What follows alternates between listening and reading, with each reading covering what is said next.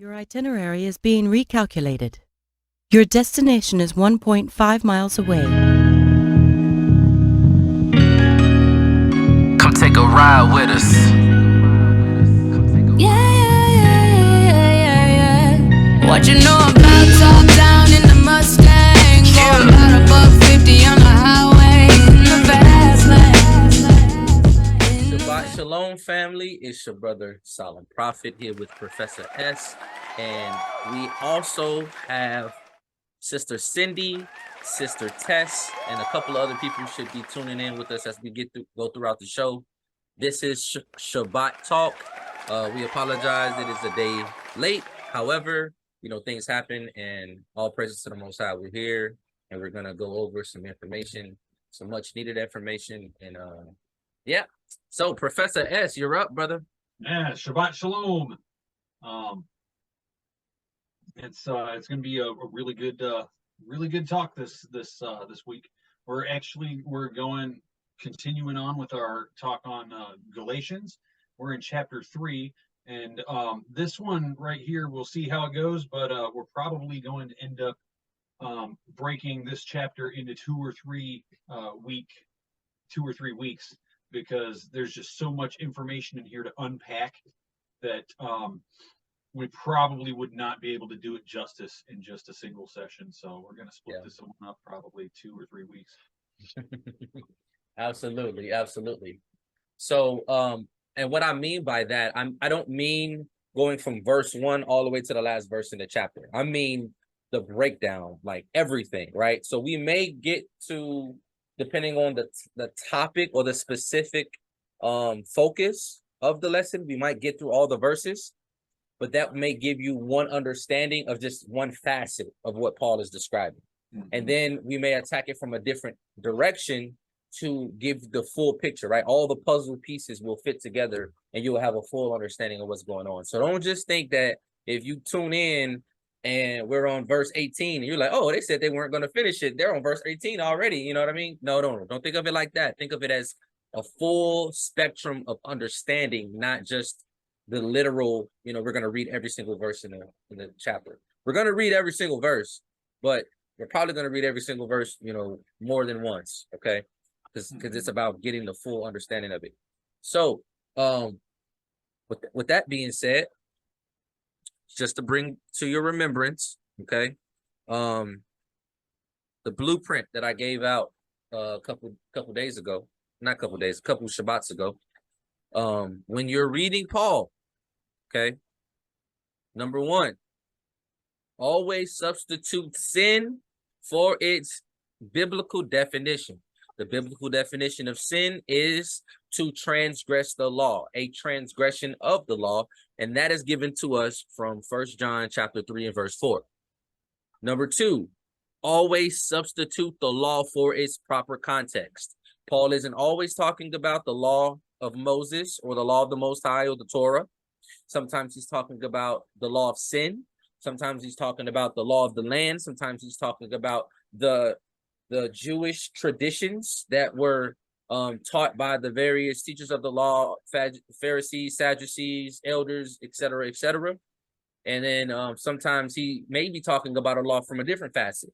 But the context of the area will give you, the context of the cluster of verses or the chapter will give you the correct context to understand what law he's talking about, okay? So substitute sin, substitute law. Number 3, always understand Paul's viewpoint. If you don't understand Paul's viewpoint, you can go to my lesson on Romans chapter 6 and Romans chapter 7, or any of my other videos regarding understanding Paul's epistles. I did a whole series on it. Paul's viewpoint is he is teaching us from the example of the Messiah how to properly keep the law, okay?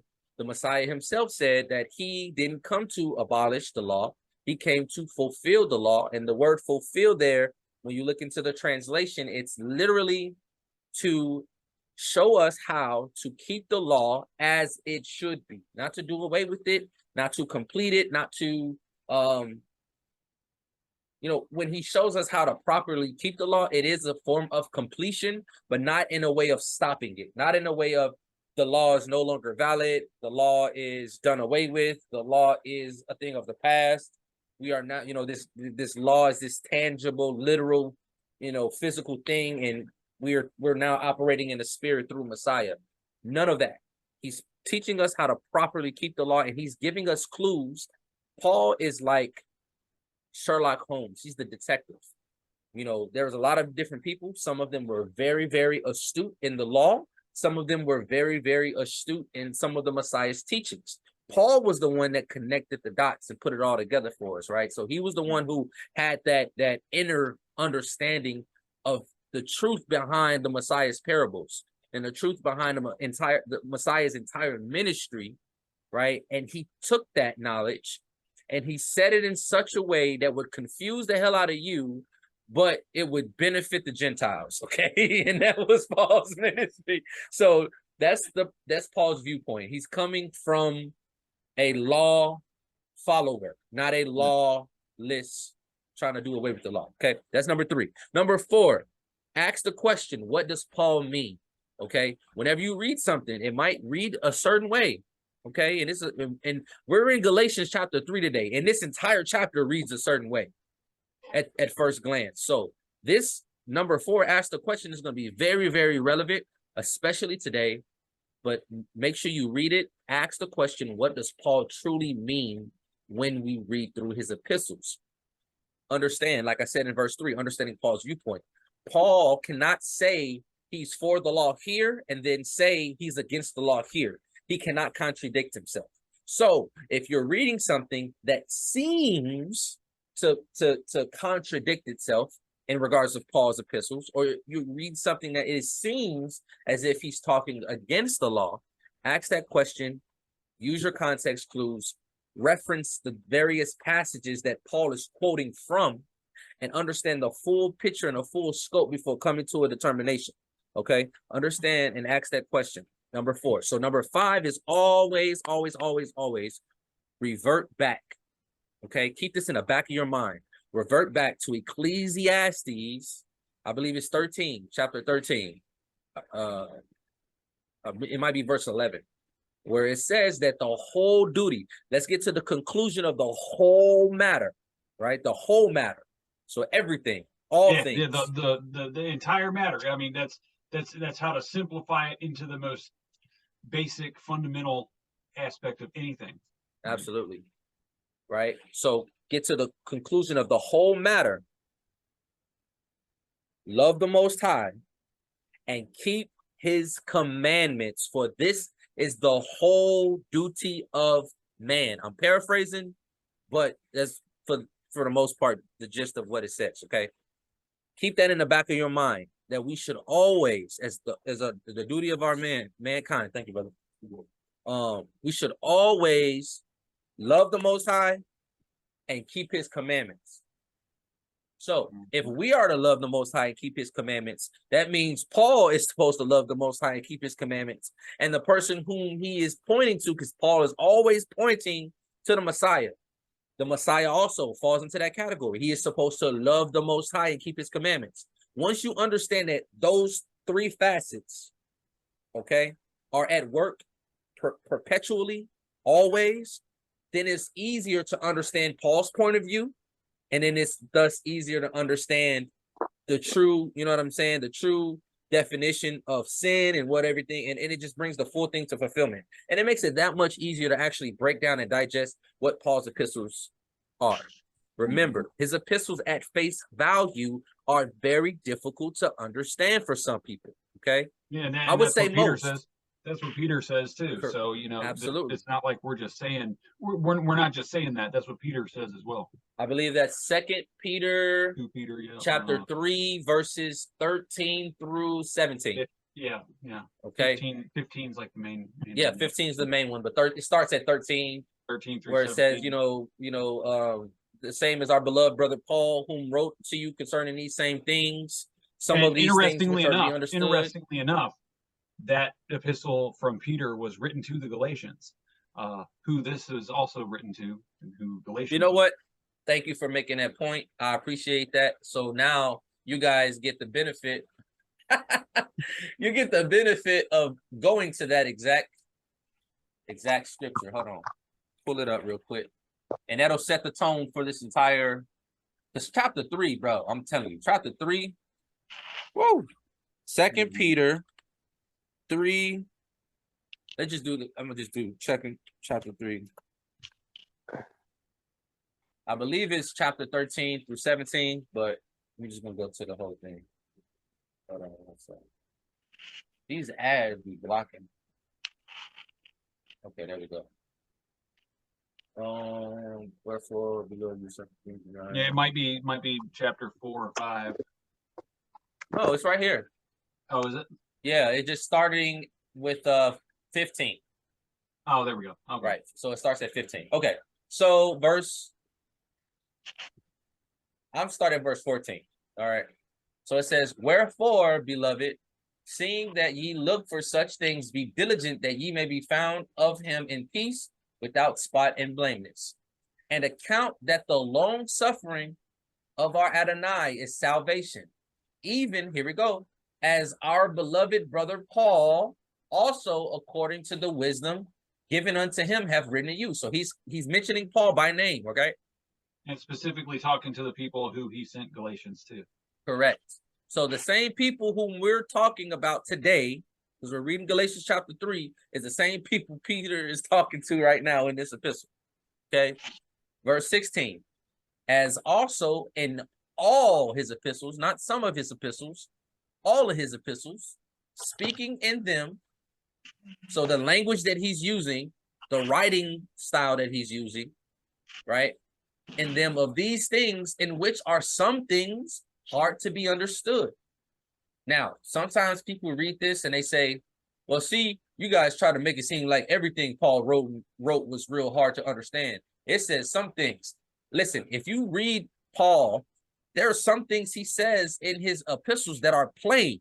Paul will say, I went to the store, I bought a Coke, I slapped somebody upside the head. He's being very literal and he's telling you plainly what he's talking about. But there's other things, some things, like the scriptures is saying, that he is going into a more in-depth spiritual esoteric viewpoint that you are going to miss if you're just reading the verses at face value, right? So Peter did it justly when he said, in which some things are hard to be understood. But he places emphasis and he explains, which they that are unlearned and unstable. Okay, unlearned meaning you're ignorant of. Okay, unstable meaning your foundation isn't firm. So that way, so you're unstable. And like if I'm standing on a broken chair and it's just wobbling all over the place, I'm unstable because my foundation isn't firm. Right. So, but he's talking about understanding. He's not talking about, a physical matter. He's talking about the people whom Paul is writing to. Right. If you're reading those same letters, if you're not firm in your foundation and you're ignorant to the knowledge of, one, the Torah, and two, the gospel, then you're not going to understand what Paul is saying. Okay. That's why. And then it says rest. And Professor S explains this word so great, I'm not even gonna try to explain it. I'm gonna let him do it. Rest. That's like you twist it, right? Because it's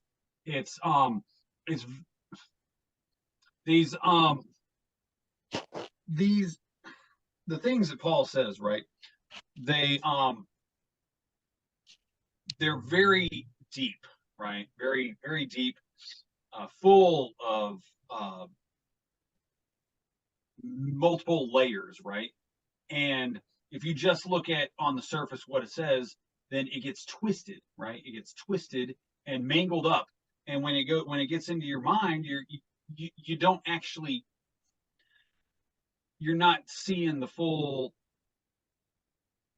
picture that he's trying to lay out, right? It's like even today, right? How many times, we don't have the benefit of hearing Paul speak, hearing the inflections of his voice and those sorts of things. How many times have people had misunderstandings because they read a text message and they read into it what they thought it was the person was saying. But had they talked to the person on the phone, they wouldn't have thought the person was angry, or they wouldn't have thought the person meant this. They would have known what they meant. They would have caught the sarcasm, or they would have caught this, the various things that a lot of communication is nonverbal. Tons of communication, up to like It happens every day. yeah, up to like 70% of communication with somebody is nonverbal when you're in the physical room with them. So you get so many times someone thinks that someone meant the one thing on a text message, because it's a very clumsy form of communication, right? But then they come to find out, oh man, I kind of made an ass of myself getting upset because I thought you meant this, but had we just been talking on the phone, we would have known, right? So that's what's going on here, because back then they couldn't record stuff on record an audio or a video, so he had to write it. But it's like we're reading a text message, and the actual meaning is getting twisted, right? So that's if that's Yep. sufficient there, yeah. So if you are unlearned and unstable, you are going to twist or to pervert the scriptures. Now check it out. If you don't believe in that example that Professor S just provided and what I'm saying right now, let's continue reading. That are unlearned and unstable rest, as they do also the other scriptures, okay, until their own destruction.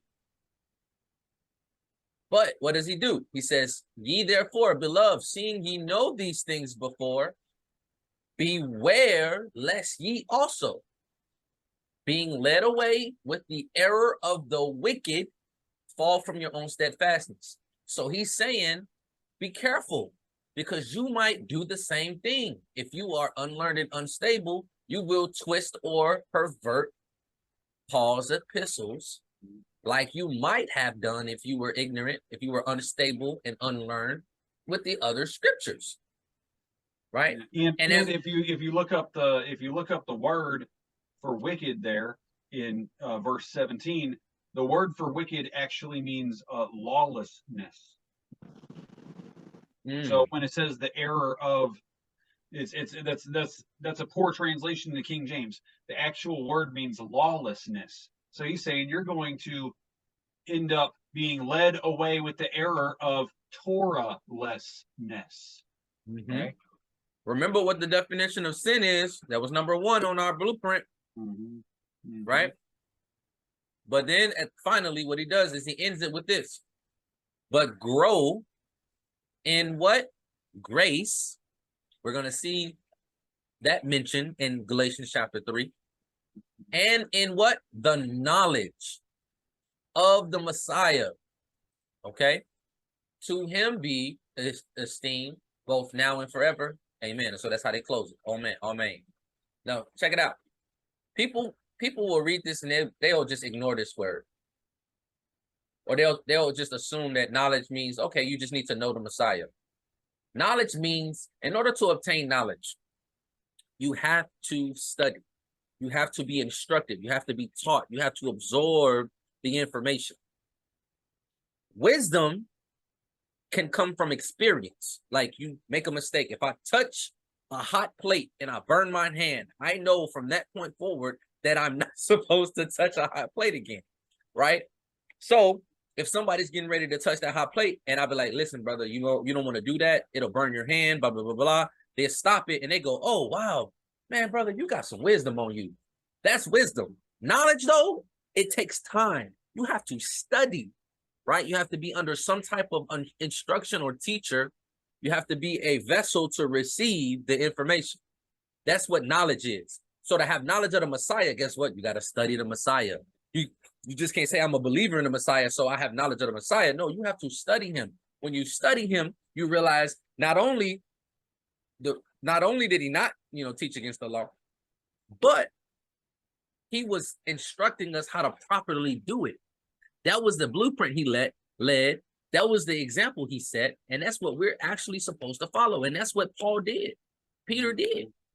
some of the apostles did, right? That is what this is, a precursor to Galatians 3, because it's literally a precursor to Galatians 3. We're not just using it for a specific purpose. It literally is written to the same people about the same stuff. It's just from two different people. And so here, I will even go further to argue this. If Galatians, the whole book of Galatians was written to the Galatians, and Peter had to follow up, we know that he followed up after Paul wrote it, because he wouldn't mention Paul. He wouldn't say, Paul also wrote to you. That has to happen after. So Paul already wrote the book of Galatians to them. So they didn't understand what was going on, because they were still messing up and doing the same thing, for Peter to have to follow up and reiterate what Paul was saying.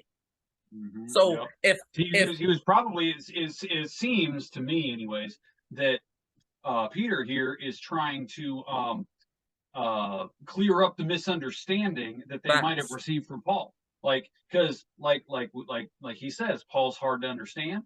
Some of what he said is hard to understand, and he sent them stuff that a lot of people are twisting into the error of Torahlessness even today.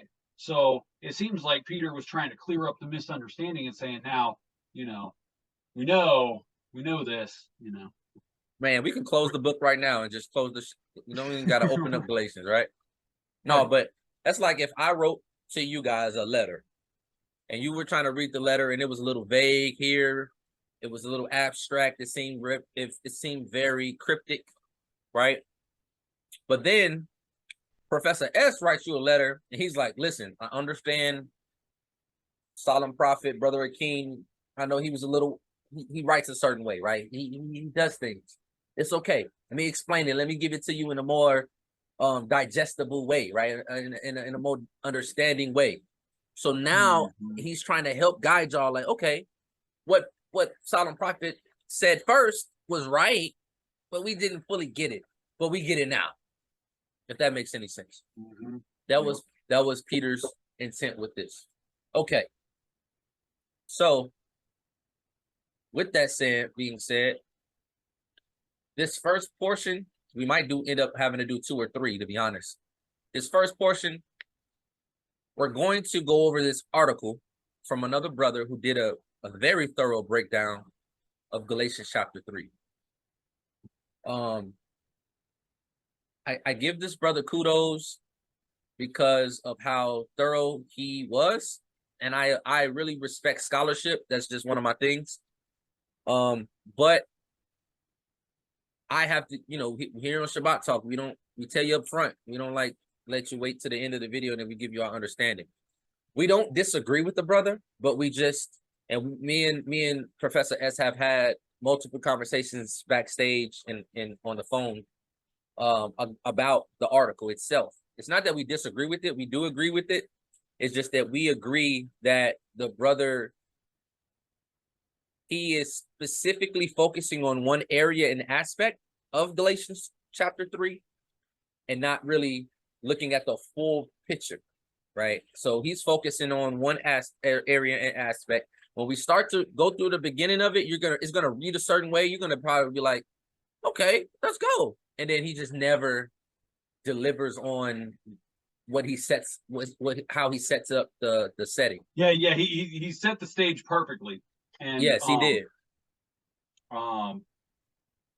Yeah, it just ends up to where it's like the end result is a little less than what you would expect, right? So but it's still a great article. Still good. So we'll go through it.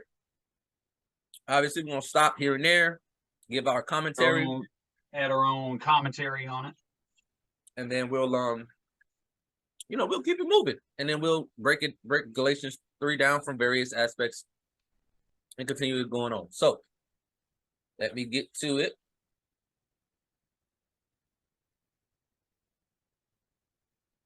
So the title is Galatians proves that we should observe the Torah. And this is Galatians chapter 3. Now, this brother has done breakdowns on the whole book of Galatians. We are doing chapter 2 because last week we already covered chapter 2. I went and looked at this article. You're free. Feel free to go and read all of this. He also has a video series in 5 parts that covers all of this in even greater detail. So if you would like any of this information, the links will be in the descriptions below. Feel free to go and check them out. I did look at his breakdown on Galatians chapter 2, which was kind of setting up the tone for his breakdown of Galatians chapter 3. Galatians chapter 3 kind of does it, and he did make some points, but we kind of already covered those points in our breakdown of Galatians chapter 2. So that's why I'm not too concerned with going back. So here we go. See here the video series, part 1, 2, 3, 4, 5.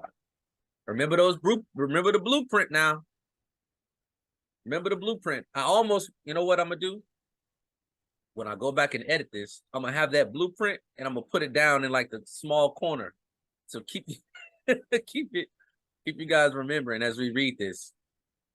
All right. Remember the blueprint as you read any of Paul's epistles. All right. Galatians, what a misunderstood book. I highly agree.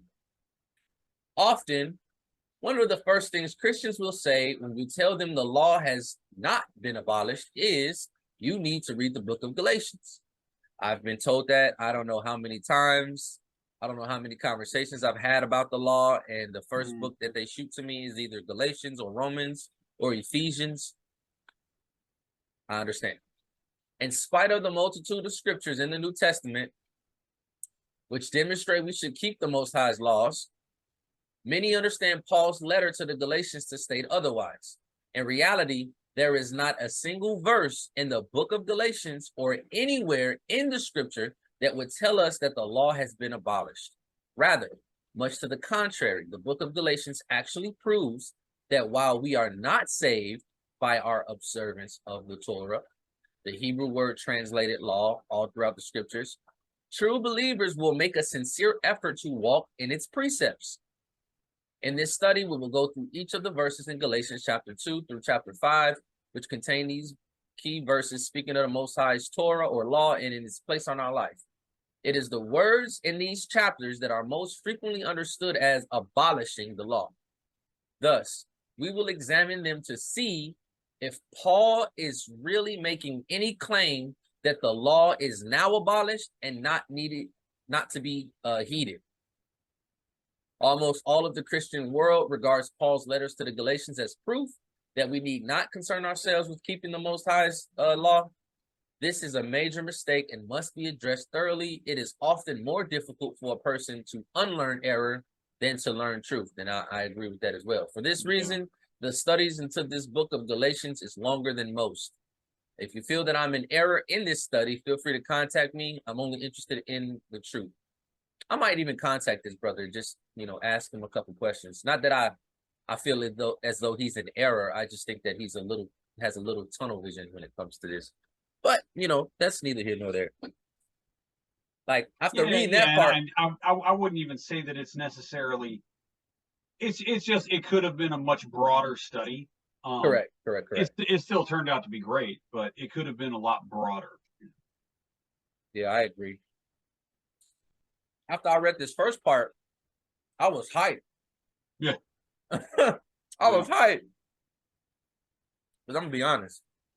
I was putting together this lesson from my notes, and to see somebody else, because you're not going to, listen, let me just quickly tell you guys how difficult it is to be a Hebrew scholar nowadays.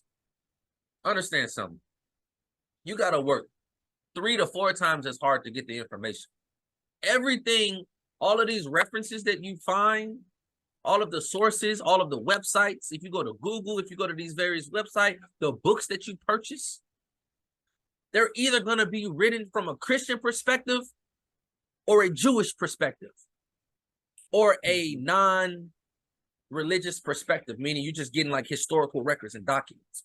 And then you have to read the Christian perspective, chew the meat and spit out the bones, weed through all the nonsense to get to what you need to get to. The same from the Jewish perspective, the same with the secular perspective from the historical records. You have to have knowledge of the text, the culture, the language to weed through and know what to get.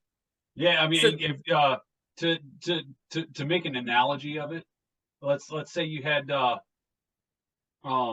let's say you had 3 big puzzles, like each puzzle was 5,000 pieces, and all the pieces were thrown together and mixed up, and you're trying to put together the one puzzle. Actually, you're trying to put together a puzzle that you don't even have a picture for, and you just got these. You got 4. It's like you got 4 puzzles all thrown together, and you only have pictures for 3 of them, and you're trying to put together the one you don't have the picture for, Yeah. and you got to sift through it all. That's what it's like. Just Exactly. Imagine, right? Here, since the topic, the premise of this study, right, is about the law and its adherence, the Messiah's ministry, Paul's ministry, all of that. So imagine going to do your research, okay, to get material, source material for your research to present to the people, where in almost all of your research that's from the Christian perspective is telling you that the law is done away with. You know what I'm saying? It's like trying to go to a car dealership and get a good deal. right.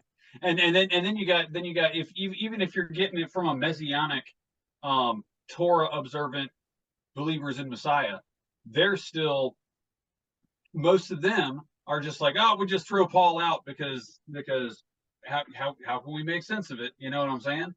So, you know, you've got all of this, and it's difficult. So I just want to just say to everybody out there who's doing your research and studying and everything like that, big ups and props to you. Yeah, and kudos to this guy that put together this study too.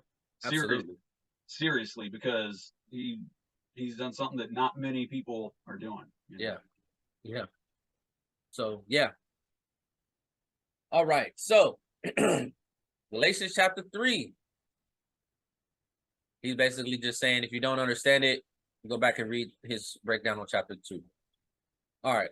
The words in Galatians 3 were written to explain from the Old Testament scriptures why circumcision and Torah keeping are not prerequisites to receiving salvation. Paul demonstrates very clearly why we receive salvation through the Messiah and why all Gentiles are sons of Abraham, Isaac, and Jacob through him. Now, this is the first part of let me raise the red flag, okay? Well, not even a red flag. I'll just say it's a blue flag. For him to say that Galatians is only about this is the tunnel vision that I mentioned, okay? It is more broad and wider. It's a wider concept that's being addressed here rather than specifically circumcision, and that Torah keeping is not prerequisites to receive salvation. Yes, that is covered in Galatians, but it's not the only thing that Galatians is about. So as we read through this article, understand that he is coming from a specific perspective, focusing on, he calls it the gospel of the good news, the true gospel of good news. Or what he said, not the gospel of good news. He calls it the true good news, which gospel and good news mean the same thing. The true good news and the good news of circumcision. And he premises the good news of the circumcision being a false teaching, a false doctrine. Okay. And that is pretty much the premise of his argument and where he's coming from, his viewpoint, to give you guys kind of like a pre-understanding of what's going on. So let's begin by quoting the end of chapter 2 to get a context of the first verses in chapter 3. Galatians 2:20, it says, I am crucified with Messiah. Nevertheless, I live, yet not I, but Messiah liveth in me. And the life which I now live in the flesh, I live by faith of the Son of Elohim, who loved me and gave himself for me. I do not frustrate the grace of Elohim, for if righteousness come by the law, then Messiah is dead in vain. Remember those blueprints. By the law. What law is he talking about? Okay. Ask yourself, what does Paul mean when he's talking about this? Okay. Did we see sin? We didn't see sin. And then always keep Ecclesiastes in the back of your mind. Whole duty of man, right? What's the whole duty of man? To love the Most High and to keep his commandments. All right, bet. Moving on. It says, looking at the context from which Paul was speaking, Paul is facing those who are presenting another good news slash gospel, the gospel of circumcision. Like I told you, that's one of the premises of his argument.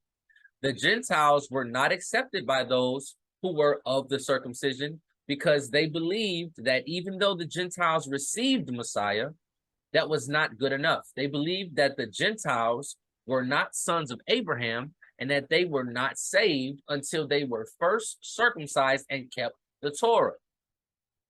This unscriptural method of receiving salvation was a threat to the Messiah himself.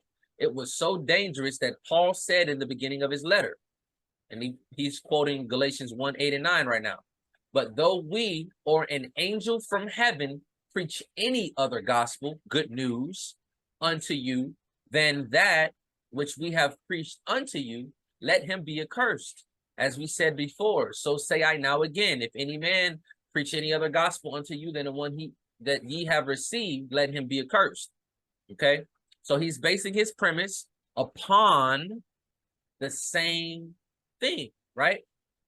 For if we choose to proclaim the good news or the gospel, the message we proclaim must be true.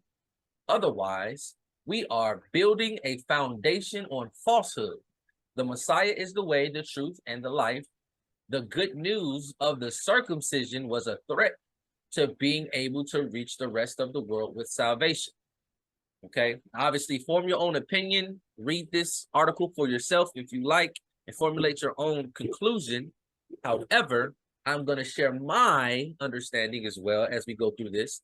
And my understanding is that the good news, the true good news, isn't just limited and subjected to the circumcision and being related to Abraham and for salvation. Okay, it's broader than that.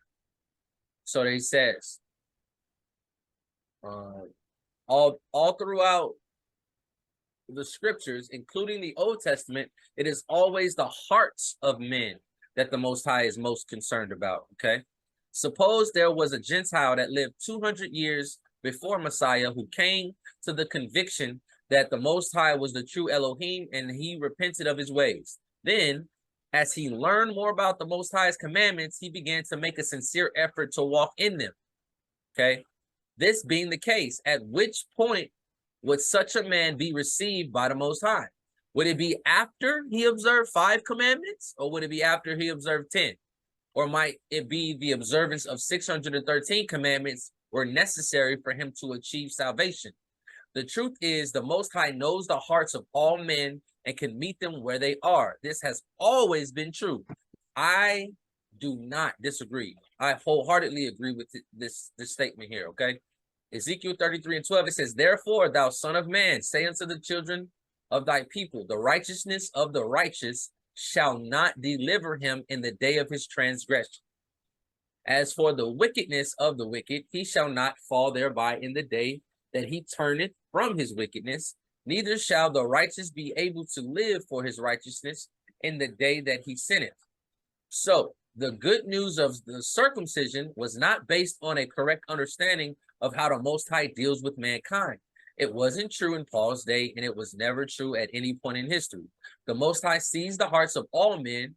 It was prideful men who wanted to have their own little club that turned the good news of the Messiah into some kind of works-based salvation, with circumcision being the hazing act in order to be accepted into the club.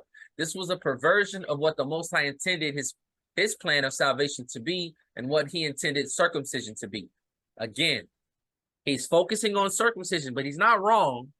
He's focusing on circumcision, but the whole adherence of Torah, the entire adherence of Torah is what those of the circumcision, the Jews during that time, those who also were messianics, they believed in the Messiah.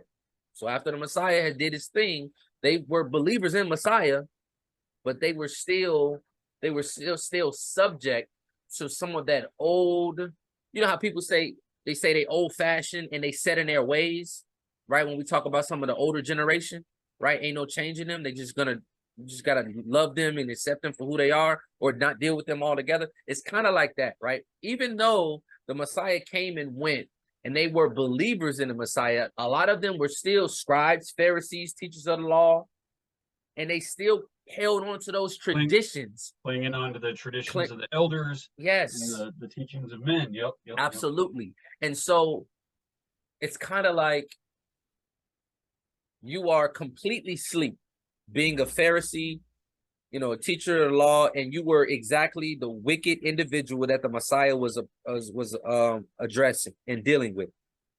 And then the Messiah comes, he does his ministry, he sacrifices himself, and then he ascends. And now people are preaching the gospel of the Messiah around, right? And then you, as a teacher of the law, hear this, and you become a believer of the Messiah. So now you open one eye. Can you see me without my glasses? So now you open one eye. And this is them right now, right? They're kind of awakened to the Messiah, but they're not fully awakened, right? Because they're still holding on to those old traditions.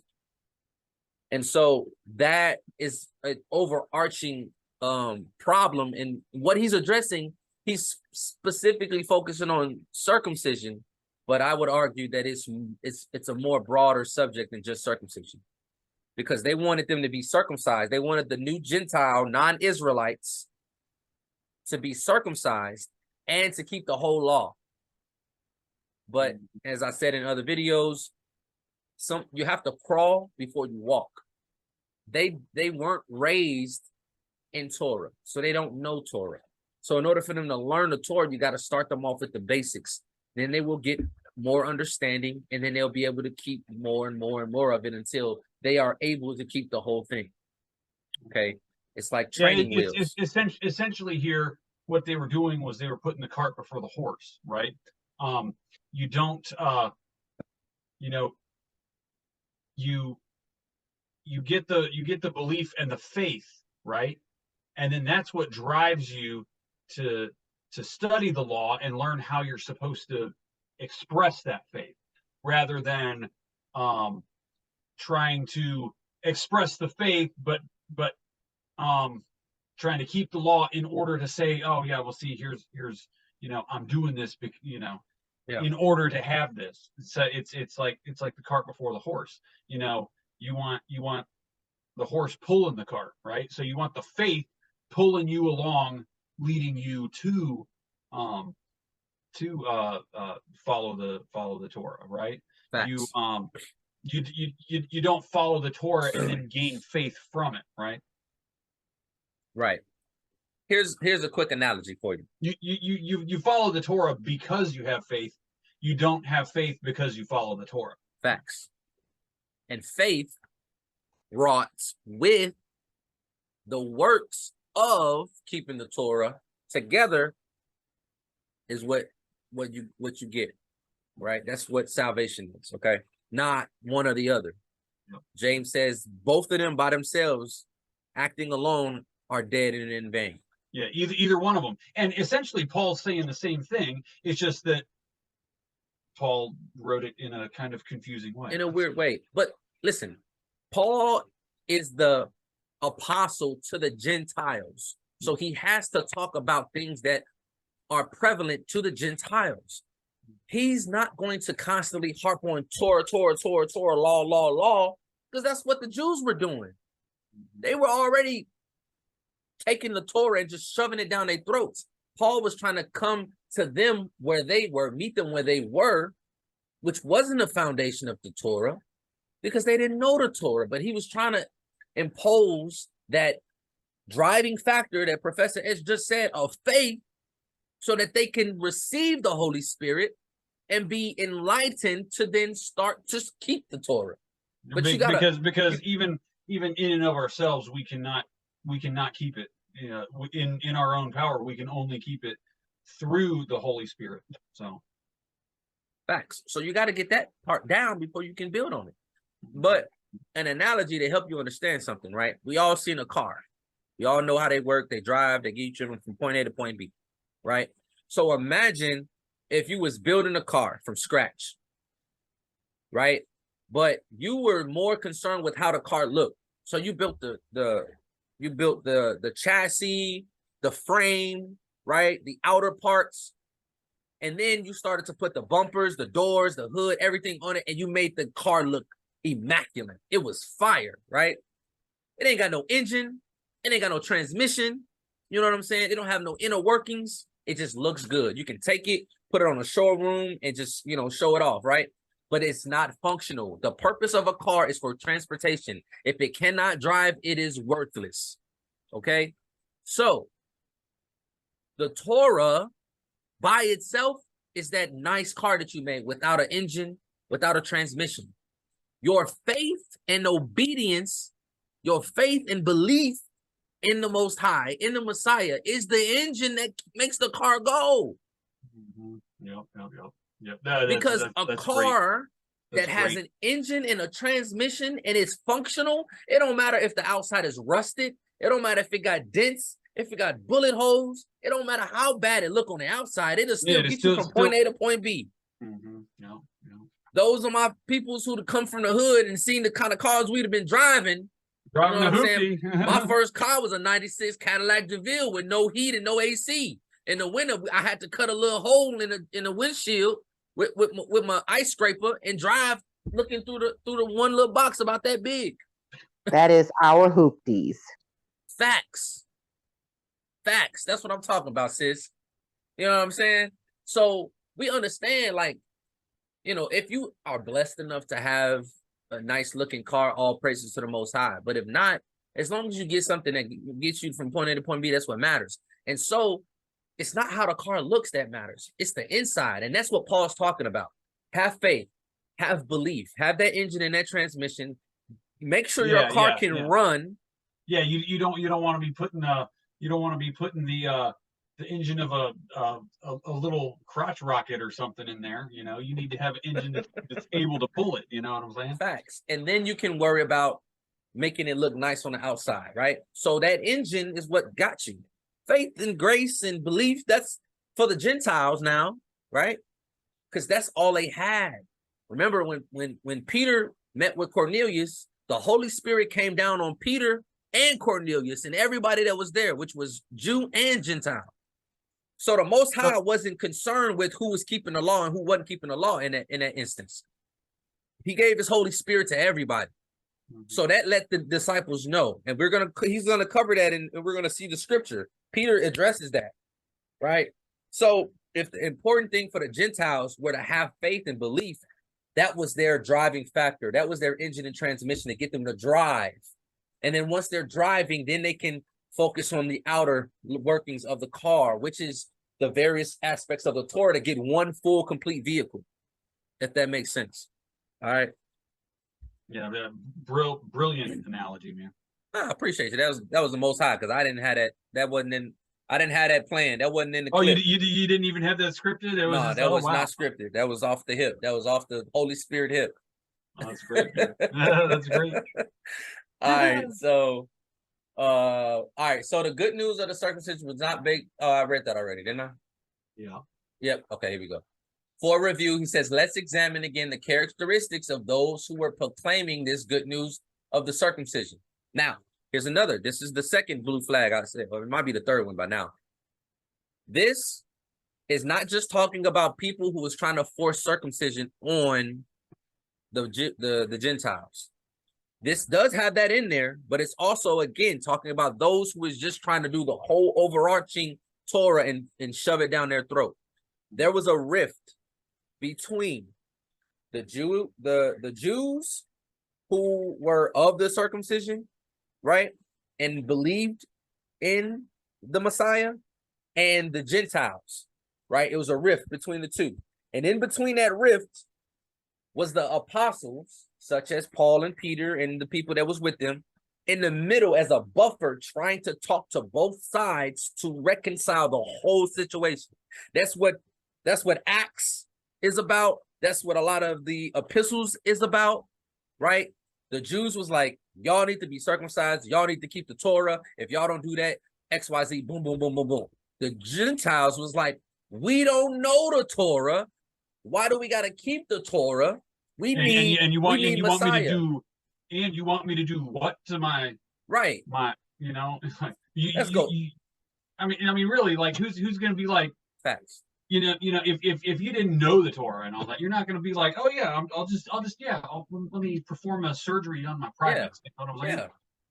Listen, most of us men, a lot of us, I ain't gonna say all of us, but majority of us men have gotten circumcised at birth, or maybe like that first couple of days when we were in the hospital. So we don't remember that. We don't remember it. We don't remember the pain and none of that, right? So imagine if you was a grown man, you heard of the Messiah, or maybe you were blessed to see the Messiah and learn of his teachings, and you gained faith and wanted to serve and worship the Most High. And then this group of people who so-called represented the Messiah walk up to you and say, in order for you to truly be a follower of the Messiah and to have salvation and be considered a son of Abraham, you need to go ahead and put your Johnson on this table and take this cleaver and go chop. You know what I'm saying? That, as a man, I'm gonna be like, hold on, fam. I don't know if this what you representing is in the best interest of myself. And you even have to think back then they had no anesthetics or nothing. So I mean, you were gonna feel it all. You know what I'm saying? It wasn't gonna be like it wasn't like you could just get put out, or you was gonna chew on that parsley and that rosemary as your painkiller. Yeah. You know what I'm saying? But yeah, so overarching Torah keepers is what's going on here, not specifically just about the circumcision, but the verses that this brother provides and the context that he's providing is on point. Okay. Yeah. So it says they were from Judea, Acts 15:1. They were of the sect of the Pharisees, Acts 15:5. They claimed to be believers of the Messiah, Acts 15:5. They believe that one cannot have salvation unless they are first circumcised and or keep the Torah, Acts 15:1. They were vigorous in their belief to the point that they would argue with Paul and Barnabas over it and approach the apostles and elders about it, Acts 15:1 and 5. They were actually false brethren, Galatians 2:4. They like to sneak into the assemblies of the true brethren to convert them to their own good news, understanding of how to receive salvation, Galatians 2:4. We covered this last week. We was talking about those who infiltrated, right? We were talking about those other people. They didn't even keep the law themselves, Galatians 6:12-13. They were interested in circumcising the Gentiles so they could receive glory from men, Galatians 6:12-13. And their sect had a history of being focused on man-pleasing and laying heavy burdens on people that they themselves wouldn't do. This is why I said, sorry, this is a red flag. I'll say this is a red flag, not a blue flag. This is why I said he has tunnel vision and he's not focusing on the overarching. Matthew 23 verses 4-5 was when the Messiah himself was addressing the scribes and Pharisees. The argument back then was not regarding these same people. It was actually either, a later version of them, but the argument of Gentiles getting circumcised or everything, it was not during this time. The Messiah was addressing the scribes and Pharisees for their wickedness, teaching the Torah, twisting the Torah, but teaching their own traditions as if it was the Torah, which is why they ended up wanting to kill the Messiah from the first place. And I said this on many of the occasions, right? So they were weighing heavy burdens on the Israelites at the time because they weren't dealing with Gentiles at this time. That didn't happen until after Acts chapter 10. This was something different, but the spirit of these individuals carried on in these newer sects of Pharisees, scribes, elders, teachers of the law, who became believers in Messiah, who were trying to lay heavy burdens on the Gentiles. So if you're going to use this verse, you got to use it in a correct way. It kind of seems, and I don't know for sure, but it kind of seems, how initially Peter didn't even want to go to Cornelius because that one of the traditions of the elders was, hey, you can't even be around the Gentiles, right? And so unless they were proselytes, right? And what they would always do with the proselytes is they'd tell them, hey, you got to get circumcised, right? But now Paul's trying to bring this to a much wider audience than just people coming in curious about what are the Jews doing, right?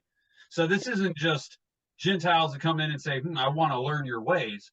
This is, trying to really bring this to a much, much broader audience, right? And so where was I trying to go with that? Man, I completely forgot where I was going with that. It's all right. And, It'll come back to you. It was good too. It was good. It'll come probably back. come back. It'll probably come back. So, yeah. What'd you say right before that though? I was just saying, if you're going to use Matthew 23, because that whole chapter, the Messiah is going in on the scribes and Pharisees. Yes. So the Jews didn't even want to be around Gentiles, right? Most of them didn't even want to because of traditions of the elders, and you see that from Peter when he didn't even want to go to Cornelius, and he even says, it's a tradition of the Jews that my people don't even come around or be in the same house as y'all or eat at the same table, but the Most High showed me in a vision that I should call no man common or unclean, right? And so that's what it was. So there's a lot of these Jews probably had a very puffed up spirit about them, saying, we don't even want them coming around. We don't like them. So if we tell them they gotta whack the tip of their junk, then they probably won't want to be involved in it, and then we don't have to deal with them. You know what I'm saying? Like a way to exclude them. But then if they did do it, then they could be like, look what we got them to do. You know what I'm saying? So then they're boasting in that, right? If they did get them to do that. So it was simultaneously a way to exclude people that they didn't particularly want to associate with, while at the same time being able to bolster their opinion of themselves whenever they did get one of them to do it. You know what? You mentioned Peter and what he said to Cornelius. So in Acts chapter 10, I believe it's verse 21. I want to say it's verse 21 or verse 23, where he does say that. He says, but here's the thing. This is how, and I don't know, I got to look in other translations, but in the KJV, Peter is so boldly to say that it was unlawful for a Jew to come of another nation, right? That was never in the Torah.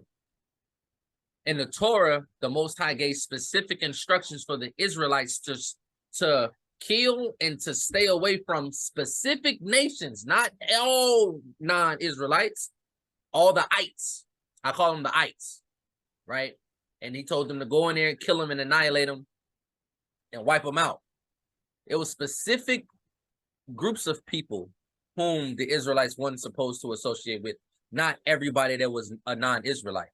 So for Peter himself to say is unlawful, meaning he is referencing the Torah in his understanding. It means that he had also succumbed to the traditions of the elders, because that's what he was raised with.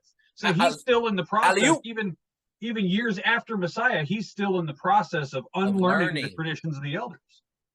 We just covered in Galatians chapter 2 how Peter was acting shady and Paul had to check him. Paul rebuked Peter in Galatians chapter 2. Go back and check it out. See, and this is why I love studying the scriptures, because the people whom are put as an examples, they're not perfect. The only perfect example we got is the Messiah and a couple other individuals, but it's not so much about them, right? But what I'm saying is, a lot of the times the person you reading about, that you identify with, that you learning lessons from, was just as flawed as you are. And that's humbling for me. You know what I'm saying? So Peter was like, yo, it's unlawful for a Jew to come on to one of another nation, but the Most High showed me otherwise. Pause. The scriptures specifically state that the Most High is the same yesterday and today and tomorrow. He don't change. He changes not. Or ye sons of Jacob will be consumed, right? I'm paraphrasing, but the scriptures say that. So why would it be unlawful for Israelites to come unto other Gentiles throughout the whole history until Acts chapter 10, and then all of a sudden it's okay for Gentiles to be in the midst of an Israelite. Now they weren't necessarily allowed in the inner court, but that doesn't mean that you can't associate with them of the temple. They weren't allowed in the inner court of the temple, but that don't mean you can't associate with them. So for Peter to say that, like Professor Ezra said, he succumbed to those false teachings. He succumbed to the traditions of the elders, right? So he was also one eye open and one eye closed, right, so to speak. And this is what this brother is trying to say. He was saying that the good news. Hold on, let me go to it.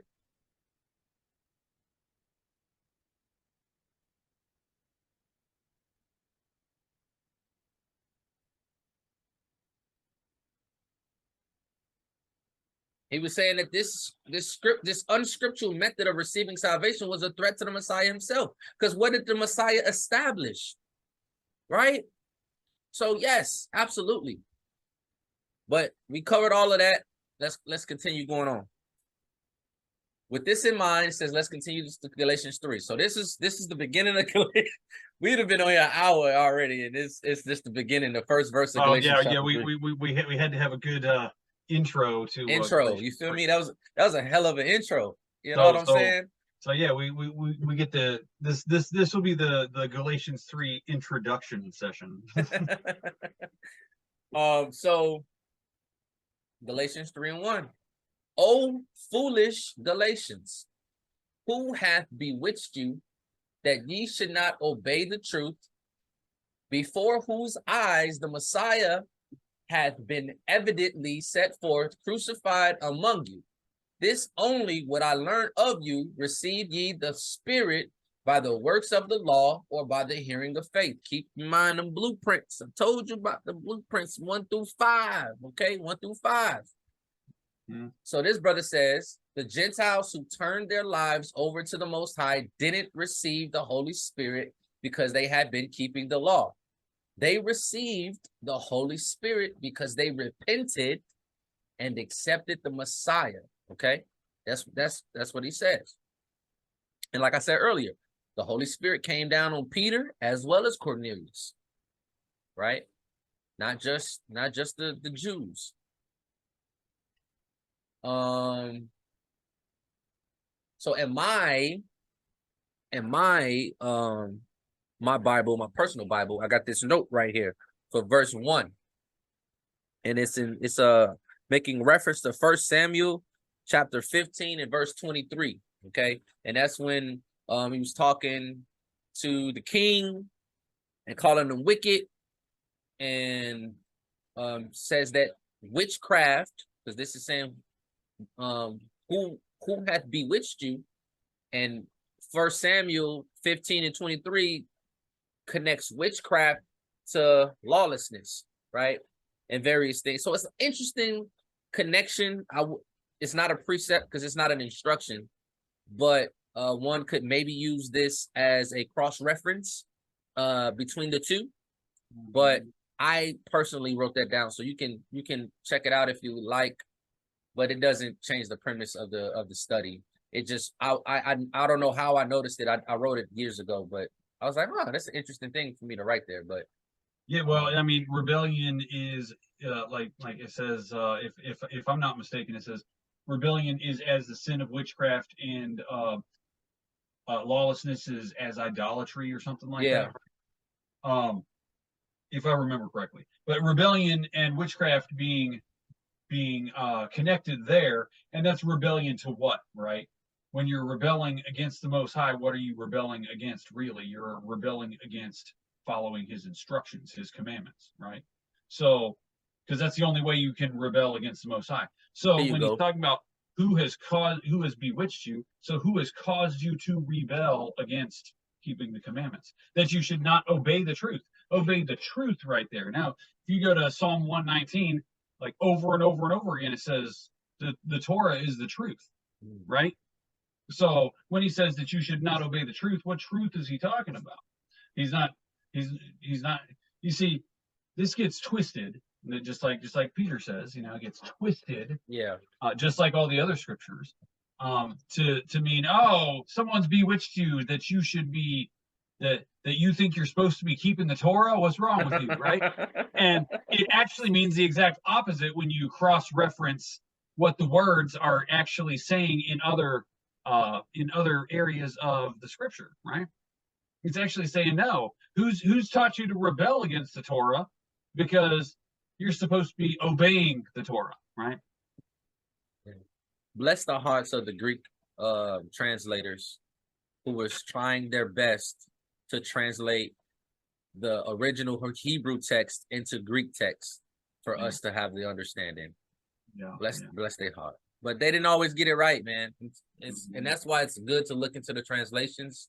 Look into the etymology of words, use a Strong's concordance, and whatever other forms of study tools that you have at your disposal. Definitely use them, because if you're reading the Bible from just whatever's right in your face, you're gonna miss so much, so much. All right, so he says, in response to the false good news of circumcision, Paul was reminding them that the Spirit was given as evidence of their immediate salvation. Kepha, or Peter, also had been shown this truth. Again, he's putting all his eggs in the one basket of the circumcision, right? You're going to see it over and over again, so just get ready. Acts chapter 10, verse 44, it says, while Peter yet spake these words, the Holy Ghost fell on all them which heard the word, and they of the circumcision, the Jews, which believed, were astonished. Which believed, okay, so let me show you when we talk about when it says which believed. Believed is talking about accepted the gospel and believed on the Messiah. The Jews that were with Peter kept the Torah, but they also believed in the Messiah. They were messianics. Okay, that's what which believed stands for. Were astonished, as many as came with Peter, because that on the Gentiles also, the non-Jews, non-Israelites, was poured out the gift of the Holy Ghost, or the Ruach HaKodesh.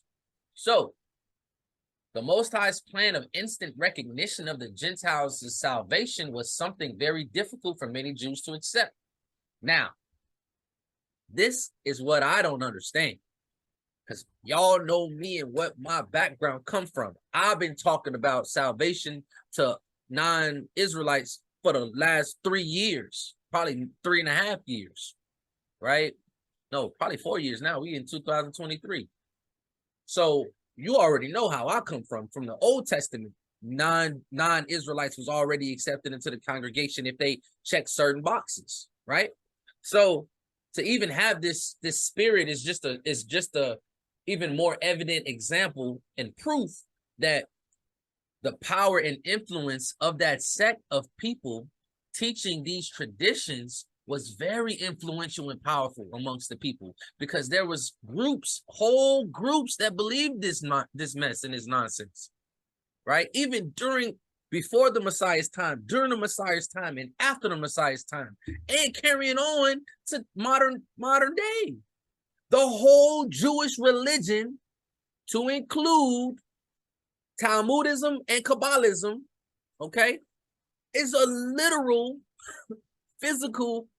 modern day physical representation of that same thing. They will literally tell you in their religion, and Professor S can attest to this, that if the law says one thing and your rabbi, your teacher, or your priest says another thing that contradicts the law, you go with what the rabbi says. Mm-hmm. Come on, bruh. Yeah. Come on. Yeah. All right. So like I just said, look at what he said. He says, it was so ingrained in their culture, I'd say our culture too, that a Gentile couldn't just come to the Most High and be accepted the same as a natural Jew without going through a long process, right? They got to crawl before they walk. You can't just say, all right, you want to be a part of us? Hit this 40-yard dash, and you better run faster than the 4.3. Like, right. what? No. But the Most High showed that he accepted them when he poured out his spirit on the Gentiles the moment they believed, thereby demonstrating that their sins were forgiven by faith, not by circumcision and Torah law keeping. So Paul pointed out that they received the Spirit by the hearing of faith, not because they had kept the Torah, they had it. Galatians 3:3. Are ye so foolish, having begun in the Spirit, are ye now made perfect by the flesh? Right? So you began in the Spirit because you didn't have the Torah. If you were a Gentile, you didn't have the Torah initially. You got the Holy Spirit. You began in the Spirit. You began in the belief on the Messiah. That's how you started off. Are you now made perfect by the flesh? So this guy's breakdown, I like the way he said this. You know, blinders aside, I do really like the way he said this. In this verse, it is believed that by some that anyone attempting to be obedient to the Most High's law is seeking to be made perfect by the flesh. But would doing something like honoring your parents be an attempt to be made perfect by the flesh? Certainly not. But submitting to the good news of the circumcision certainly would be. Now, what he's talking about, I told you, he keep going back to the circumcision, but he's talking about like the physical acts to get circumcised. Now, a lot of times it does talk about the circumcision of the heart. Even Moses was talking about the circumcision of the heart, right? But there is a physical act of circumcision, of cutting of the flesh too. And if you focus solely on that, now you're operating in carnality in the flesh, and that's what he's talking about. So it's a spiritual aspect as well that they're not even trying to adhere to. Acknowledge. Nevertheless, let's examine the Greek word translated made perfect in this verse. It is Strong's word 2005, and it means to fulfill further or completely. For example, to execute, by implication, to terminate, undergo, or in the Thayer's Greek lexicon, to bring to an end, accomplish, perfect, execute, complete. Young's literal translation reads, so thoughtless are ye, having begun in the Spirit, now in the flesh do you end. Since the Gentiles had already received the Holy Spirit as evidence of their salvation, it was senseless for them to convert to the good news of the circumcision, which would have actually resulted in their condemnation rather than salvation. For if we require Torah obedience as a prerequisite to salvation, none of us would be found faultless before the throne of the Most High on the day of judgment. We would be relying on the Adam man self and his abilities in the flesh to obey the Torah to achieve salvation rather than trusting in what the Most High has already done for us. Thus, our end would be in the flesh rather than in the Spirit. Anyone relying on their own perfection in the flesh as one of the prerequisites to salvation will find that their own righteousness will not save them in the day of judgment. The Jews of that time period taught that you were not a child of Abraham and therefore not Israel until you were circumcised. They believed that one couldn't receive Israel's promises unless you became Israel by being circumcised. Overall, they were putting too much of their faith in the fact that they were children of Abraham, but John the Baptist rebuked them for this. Matthew 3:7. And I've quoted this talking about this whole Israel-only doctrine that's out here in this truth community, right? When they got all of this emphasis on being a natural bloodline Israelite. It's stupid and redundant, and it makes no sense. It says, but when he saw many of the Pharisees and Sadducees come into his baptism, he said unto them, O generation of vipers, who hath warned you to flee from the wrath to come? Bring forth therefore fruits, meet for repentance, and think not to say within yourselves, we have Abraham our father. For I say unto you that the Most High is able of these stones to raise up children unto Abraham. So the Most High has the power to make descendants of Abraham bloodline descendants of Abraham from rocks. From rocks. So the whole point of being a child of Abraham in the sense that he's referencing, or being a bloodline Israelite, the argument is pointless. It's fruitless, right? It's fruitless. But again, he's coming from the perspective of circumcision. These people were trying to put the whole law on them, the whole law. Further proof that the context of Paul's, I went too far. Thus, there was a tremendous amount of emphasis put on whether or not a person was a son of Abraham, even to the point of someone getting puffed up and believing they didn't need to repent. Let's continue to Galatians 3. Yeah, that's something that a lot of people feel, that, oh well, because I'm an Israelite, I don't even have to repent. And I mean, you get that from I mean, you not only get that in a lot of from a lot of Hebrew Israelites, but you also get that from the Jews in Israel, right? You get that from the Ashkenazis. They're like, oh, I'm an Israelite. What do I need to repent for? You know what I'm saying? It's just a lot of that just comes up so often, and it's like, there's I can't remember it off the top of my head, so I won't try, but there's too much emphasis being put on the carnal and not enough being put on the spiritual. And that goes back to what Paul was saying. Did you start in the spirit and now you're ending in the flesh, right? Yep. Because it's not about the flesh. It never was about the flesh, right? It was always about the spiritual. It was just and we'll probably get into that aspect of the law being added because of transgression. We'll get into that later on in this chapter, but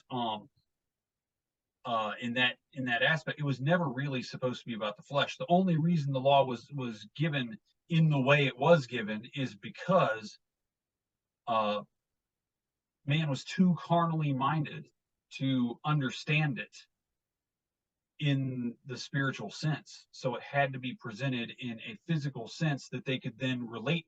They were supposed to have then related to the spiritual, which we see didn't really happen very much except by a few of the prophets, right? So then Messiah had to come and tell more parables about it to reveal it to the people who could grasp it spiritually, right? But it was never intended to be taken purely carnally, right? Facts. Absolutely. And keep in mind, Paul himself said that the law is spiritual. That simple. The law isn't just this physical rule book. It's spiritual.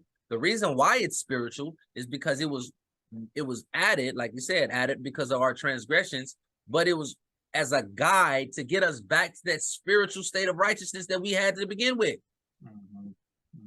Because if we are in covenant with the Most High, doing what we're supposed to do, we are living in a constant state of righteousness, spiritually.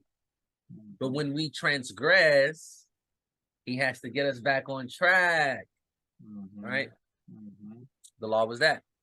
But we'll get more into that later, maybe later. We'll see how far we get. It's already 10 o'clock. All right. So, Galatians 3 and 4. Have you suffered so many things in vain, if it be yet in vain? He therefore that ministereth to you the Spirit and worketh miracles among you, doeth he it by the works of the law or by the hearing of faith? So the law here, based on the context of what we've been talking about so far, right? It's talking about the law of Moses, the law of the Most High in this context. So we already answered that question. So we know what law is talking about. Nothing mentioned of sin, right? Keeping that blueprint in mind, understanding Paul's blueprint viewpoint. What is he actually talking about right now? and also keeping Ecclesiastes in the back of our minds. So he says, further proof that the context of Paul's words on this issue is the question of which good news is to be believed and what is necessary for salvation is what Paul says here in verse 4. Part of it. If the Gentiles had received a false message of salvation from Paul and the other apostles, all their suffering they endured up to that point was in vain because they weren't even saved to begin with. Paul is making this very point when he asks them if they suffered persecution in vain. In verse 5, he also adds further evidence that the Most High has accepted them by bringing to remembrance the ministry of the Spirit, which worked miracles among them, even though they were uncircumcised and unlearned. Remember that unlearned word we read in 2 Peter, in the Torah. Unlearned and unstable, wrest, pervert, to twist, like they do the other scriptures, unto their own destruction, right? Mm-hmm. He says the Most High had purified their hearts by faith, just as Kepha or Peter said in Acts 15. Acts 15, 8 through 11, it says, and Elohim, which knoweth the hearts, bear them witness, giving them the Holy Ghost, even as he did unto us. So Peter here is recounting the event that happened in Acts chapter 10 from a first-hand perspective, right? Just like it did on us, and put no difference between us and them, purifying their hearts by faith. Now, therefore, why tempt ye Elohim to put a yoke upon the neck of the disciples, which neither our fathers nor we were able to bear? But we believe that through the grace of the Master, the Messiah, we shall be saved, even as they. Now, imagine how powerful the influence of the elders had to be for Peter to say all of this in Acts chapter 15 and still act, switched up towards the Gentiles in Galatians, right? Galatians chapter 2 starts off with Paul saying it took him 15 years to go back to Jerusalem to talk to these folks. He had to prepare. He had to prepare, man. Because if you read this, Peter's going hard for the Gentiles. But then to say this, go hard for the Gentiles and then turn around and break bread with them. But then when the other Jews who was trying to force everything on the Gentiles came around in your presence, then you switching up. You like, oh, I don't want to be by them. I don't need to be by them. No, bro, we ain't doing that. We ain't doing that. So we are all saved by grace, not by this good news of circumcision, which was in contrast to the true good news. Again, for the review, compare the two side by side. And this is the evidence that I've been telling y'all from jump about the premise of this whole article. This is the premise right here. Good news of the circumcision, repent and accept the Messiah, then learn all the Torah and obey it, then get circumcised, then you are Abraham's seed and declared righteous. The true good news, repent and accept the Messiah, then you are Abraham's seed and declared righteous. That's then you could add after that, then start learning the Torah and start obeying it. Well, that's true, right? But the car example I gave. Yeah. But it's once again, it's the cart before the horse. It should be after the red there on the true good news. Then it would be learning the Torah. Then this comes into it. Yep. Mm-hmm. Correct. You can screenshot this. You can pause the video, take notes. Here you go, right here. Mm-hmm. The true good news is that we receive salvation when we repent and accept the Messiah as our righteousness. I almost said Savior. Those who lived before the Messiah's day were still saved by faith in the Most High's promises. Mm-hmm. Galatians 3 and 6. Even as Abraham believed the Most High, and it was accounted to him for righteousness, so even Abraham believed the Most High, and because of that belief, he was declared righteous. He believed the promises, and his faith in the Most High was evidenced by his works when he demonstrated a willingness to offer his own son Isaac on the altar to the Most High. I will admit I read this wrong the first time I read it because I was like, nah, bruh. But he clarified.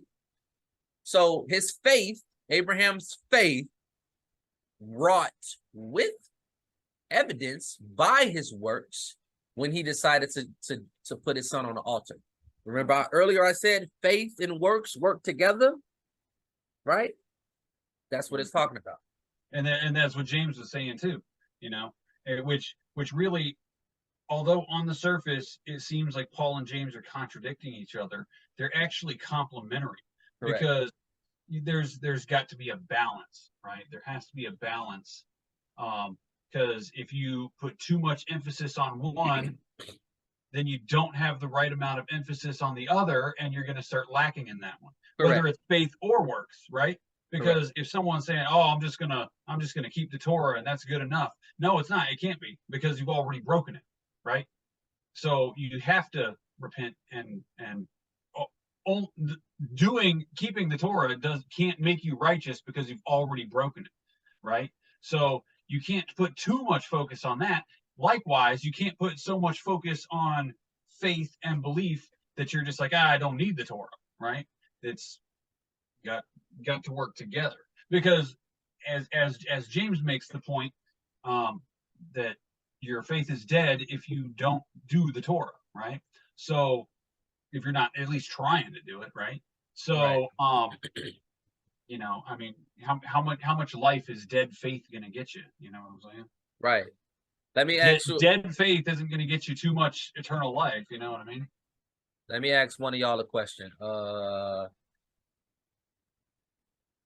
Jasmine, are you there?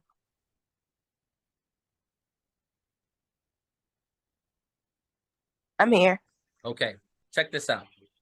All right. So, imagine if I'm like a language guru, right? I know all of these languages, and you want to learn a language, right? So let's just say Spanish, and so I'm bringing you in Spanish class, and I'm teaching you the Spanish language. Since you already have a firm foundation in English, since it's your first language, do I need to teach you English? Or in this Spanish class, should I make Spanish the focus of the material? It should be focused only on Spanish. Exactly.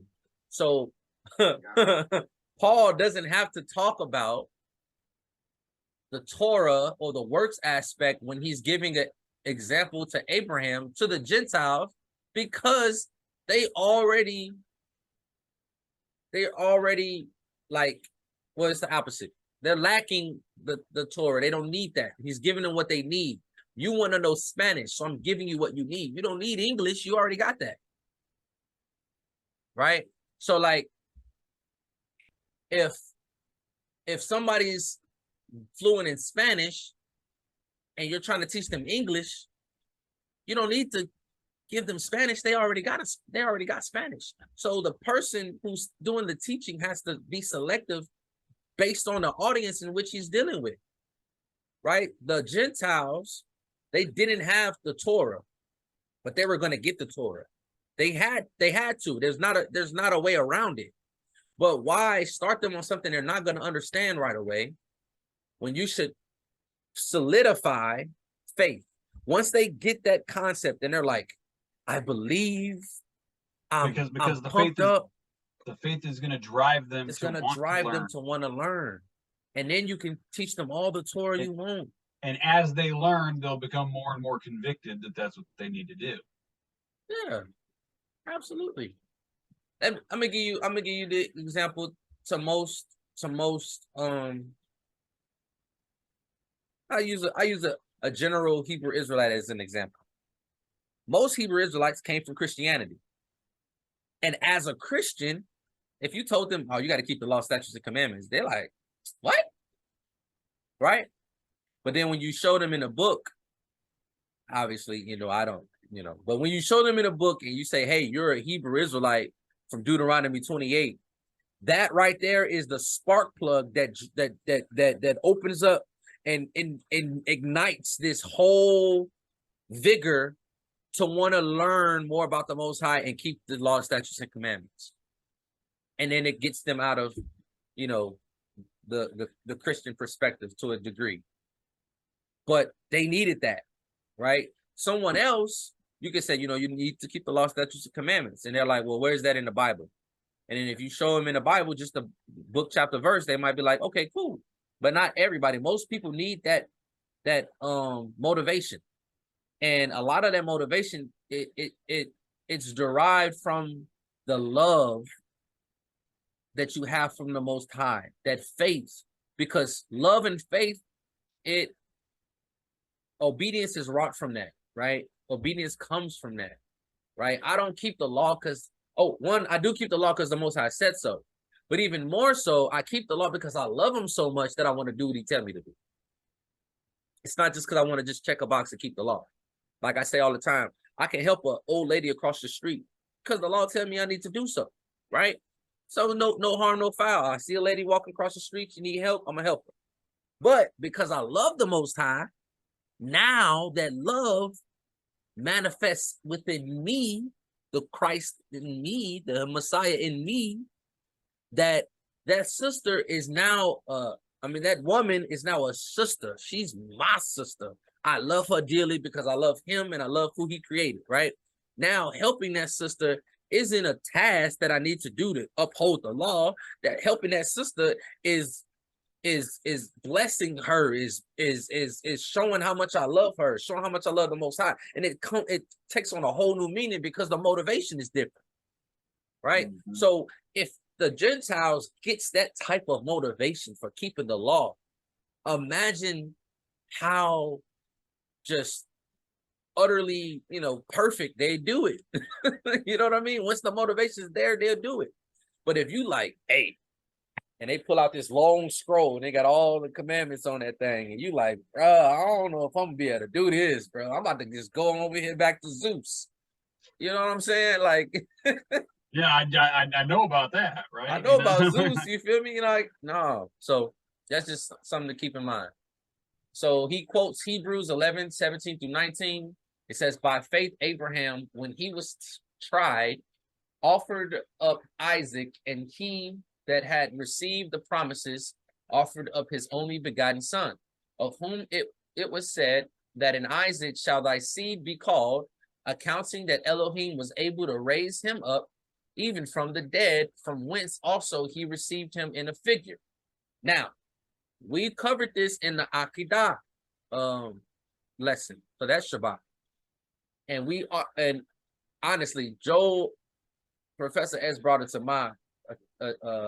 my remembrance. And when I say remembrance, I ain't remember nothing. I didn't know. He brought it to my understanding that Abraham, his faith demonstrated during this whole thing was crazy. So it's one thing, because we all took it like this. Most High told him to kill his son. Abraham was like, man, I don't want to kill my son, but I'm going to be obedient.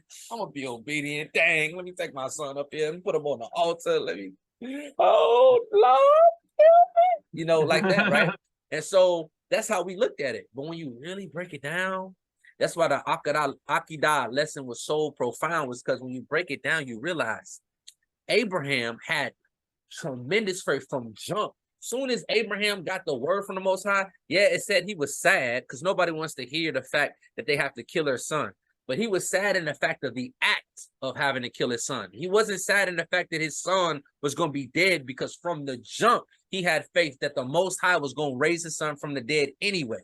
Mm-hmm. So when he went up to the mountain, he knew, I'm going to have to kill my son, but he's going to come back. Yeah. But I don't want to have to kill my son. Yeah, and he even told them, the young men that went with him, he says, I and the lad will return back to you. You stay here. He said, I and the lad.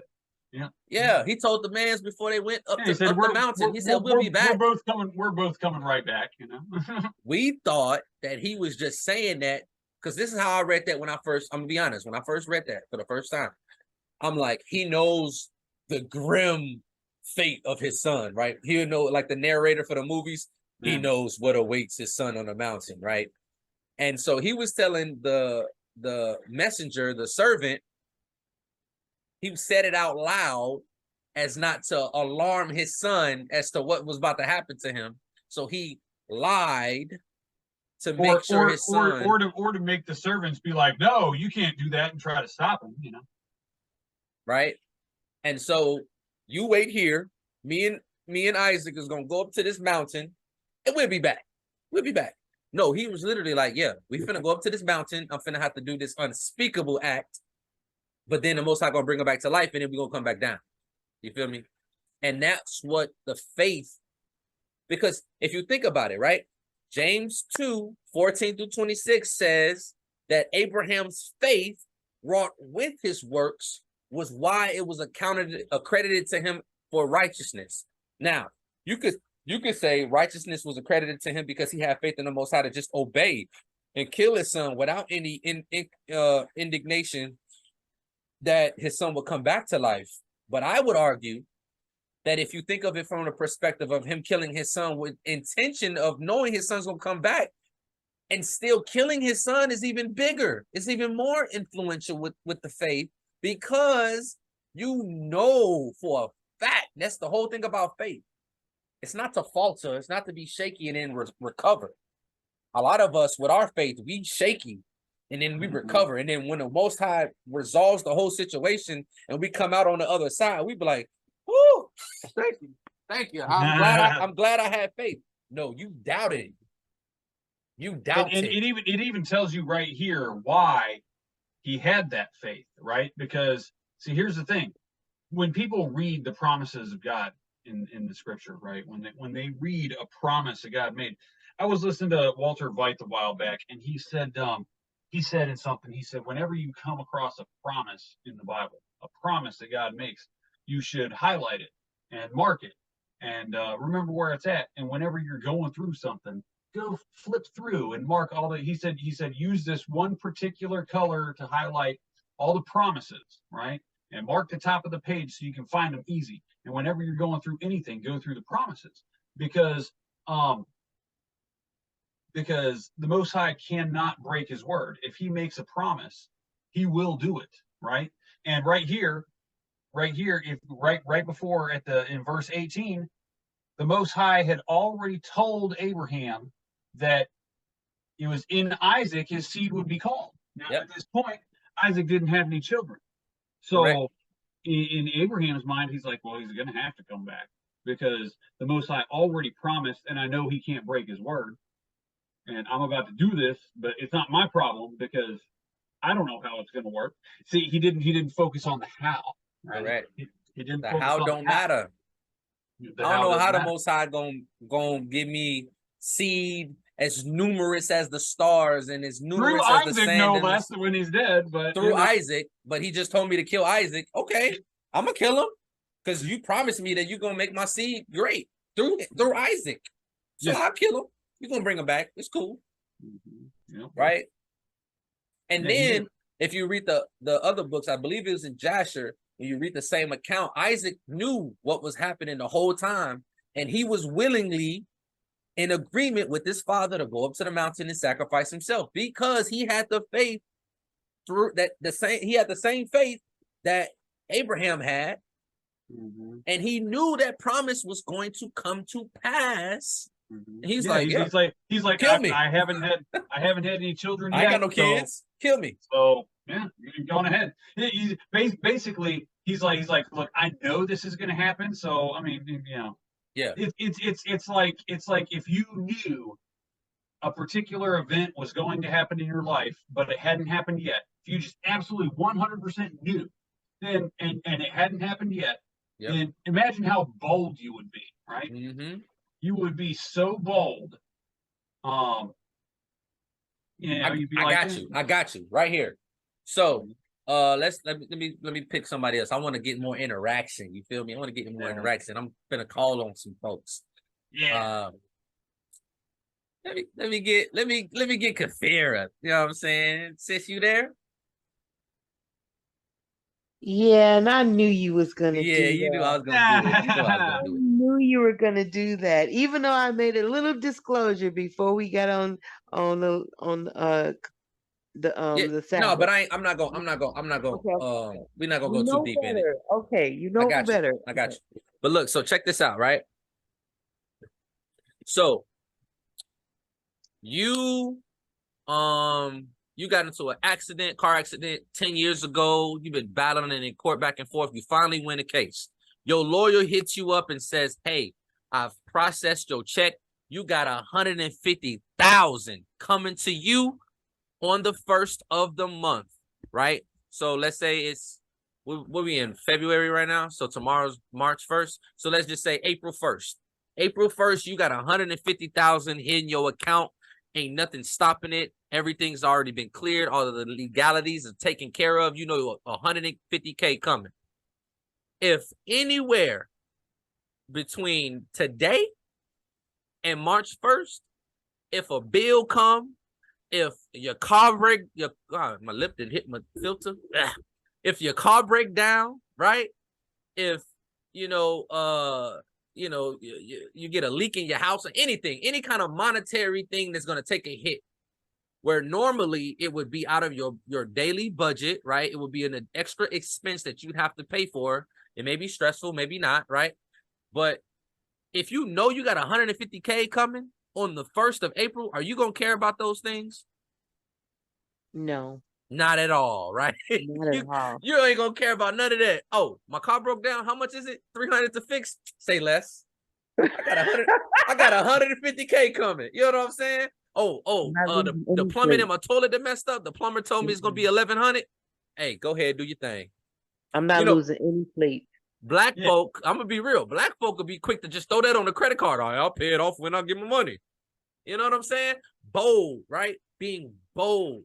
And that's what we should be doing, not from an arrogance perspective, but just to be bold in our faith towards the Most High. If he already promised us that when we are obedient to him, he's gonna make it all work. It's gonna all work out. If we be bold in that in our daily lives, imagine how it will be when bill collectors call, when people pass away, or when relationships get broken up, or whatever the case may be. If we just keep our faith in that and know that everything's gonna work out no matter what, we will be fine. We will be fine. You know what I'm saying? So that's what he's talking about. That's the faith Abraham had.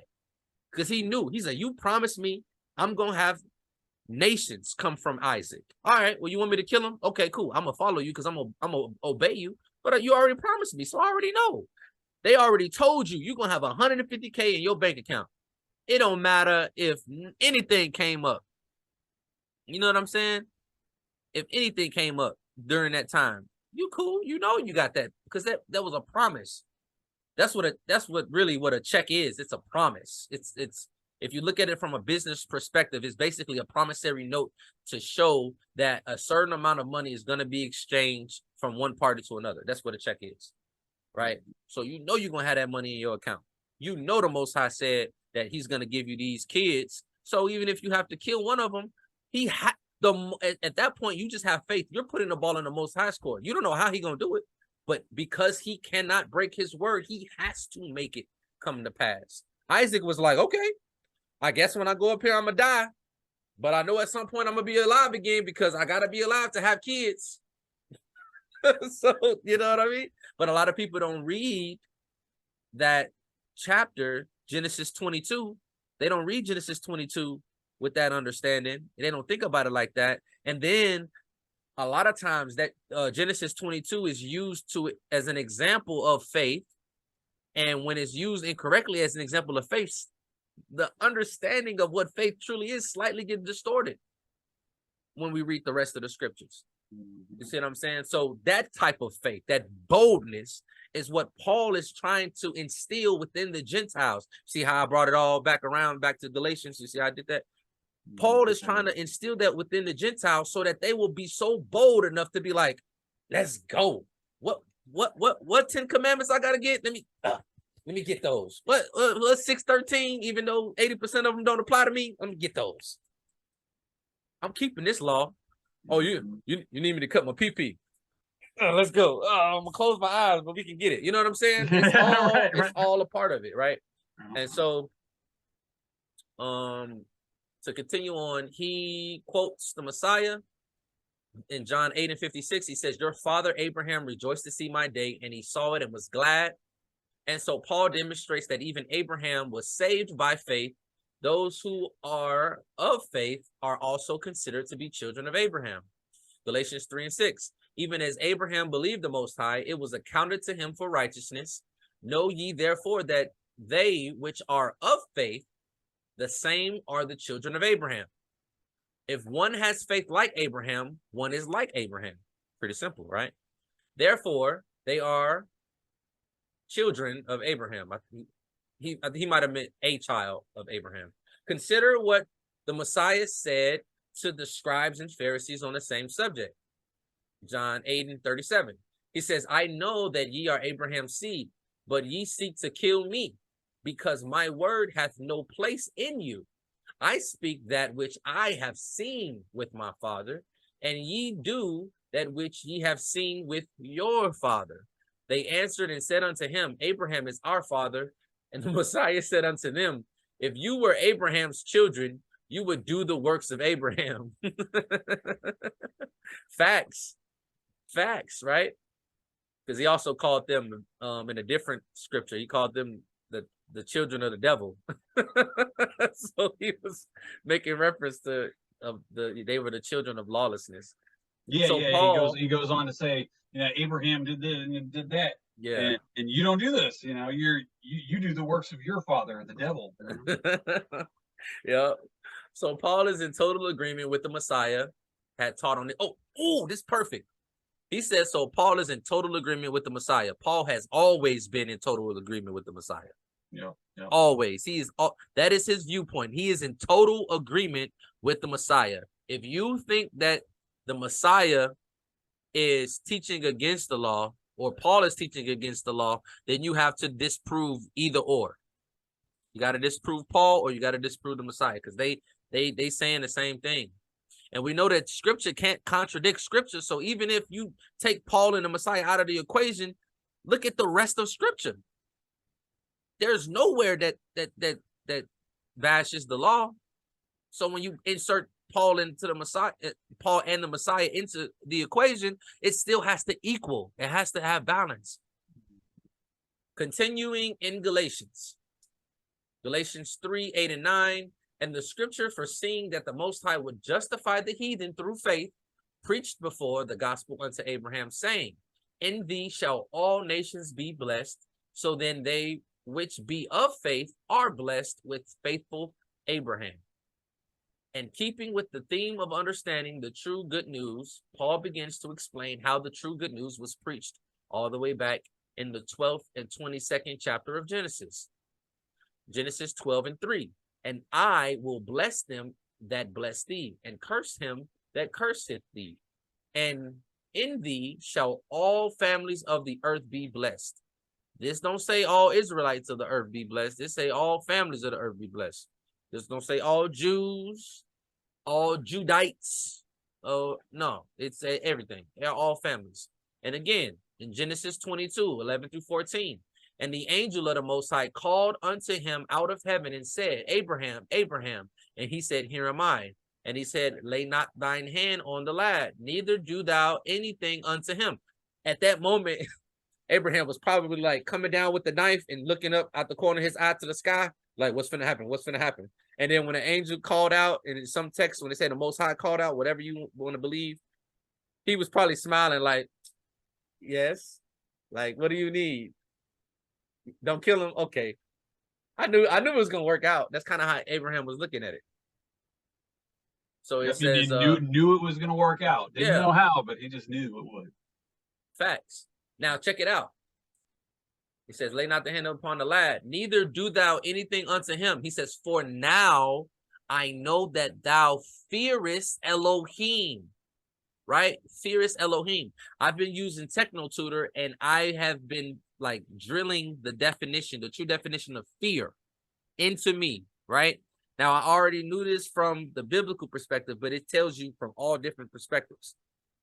in terms of the definition. Fear is not just scared. Fear also means to pay reverence to be obedient to be in total and complete awe of, right? I'm technically to the talking right now, right? But he's saying that you fear Elohim, you believe in me, you have faith in me, you are bold in me, and you are proud of it. You are in complete and total awe of me. You have the utmost level, highest level of respect for me. Since I see all of this and I know all of this, I'm not going to have you kill your son. And he says, you have not withheld him from me. So seeing thou hast not withheld thy son, thine only son, from me.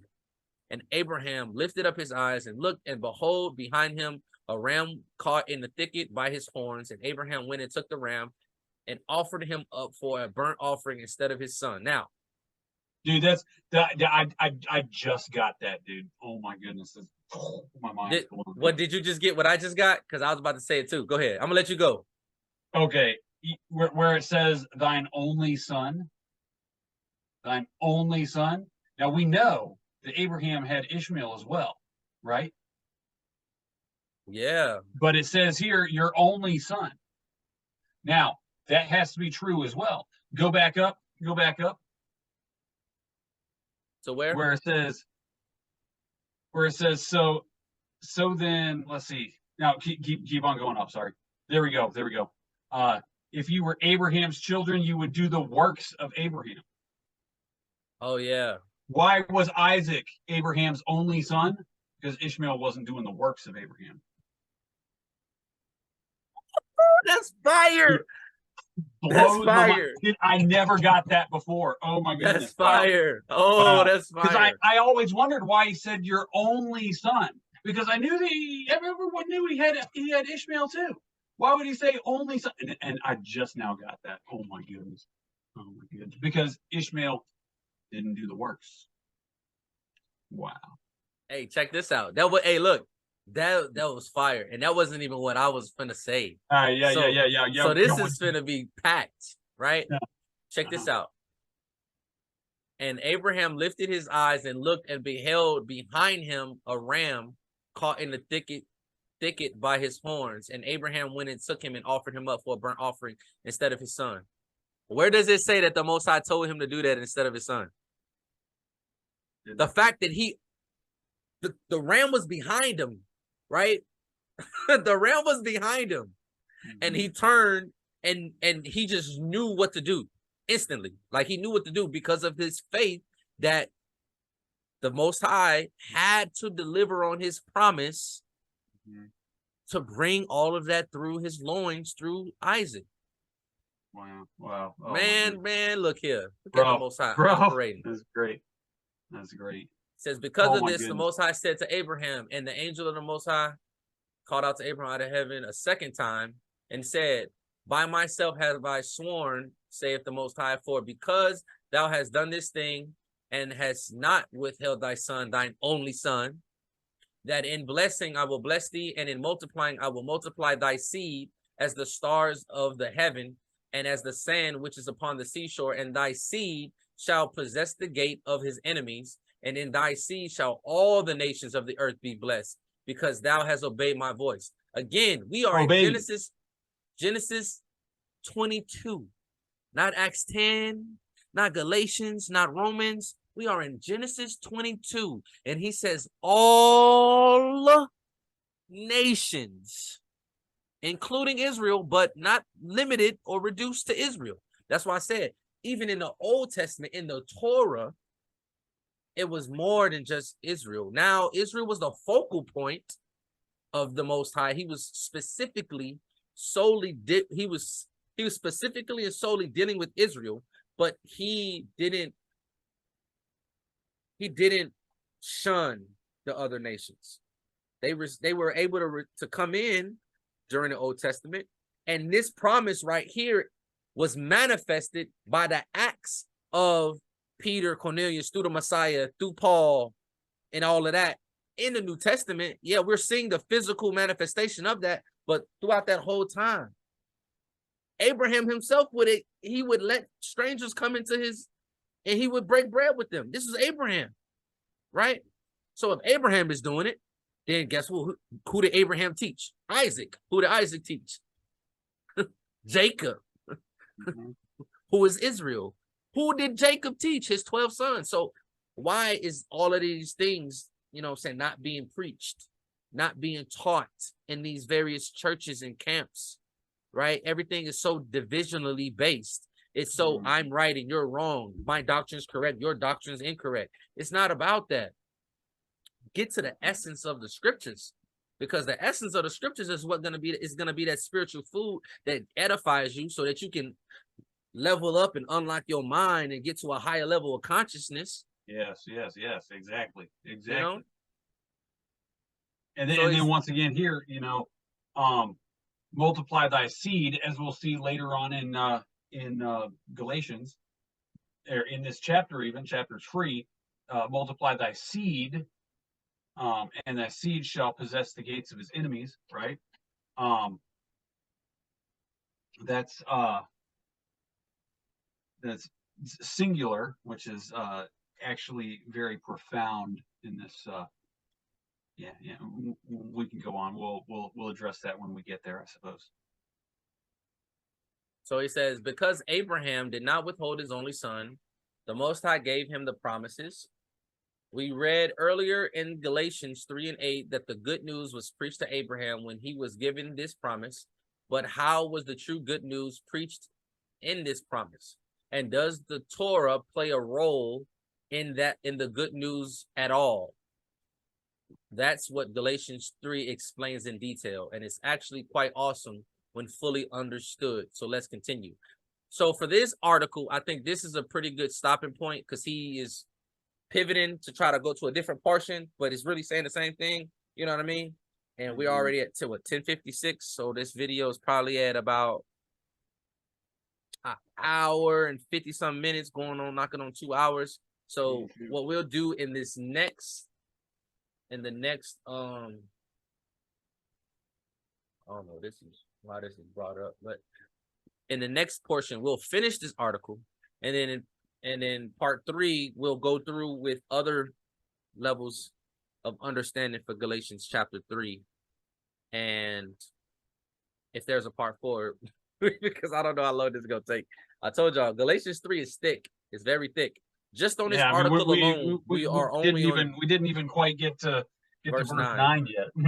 Right, that's verse 9. 2 hours in verse 9. Obviously, we did some sidebar conversations and stuff, but it's all relevant, right? But really quick, I would like for Professor S to share with us 2 things. He has really good, profound things, and he might have to say them again in the other videos, but I think it's really good to nail the point home for the 2 notes that you had. And it'll help the understanding when we get to those various verses. Right? About the circumcision with Abraham. Correct. Okay. Yeah. So I actually did, because I wasn't sure if or when we were going to get to that point, but I went ahead and looked up some scriptures on that.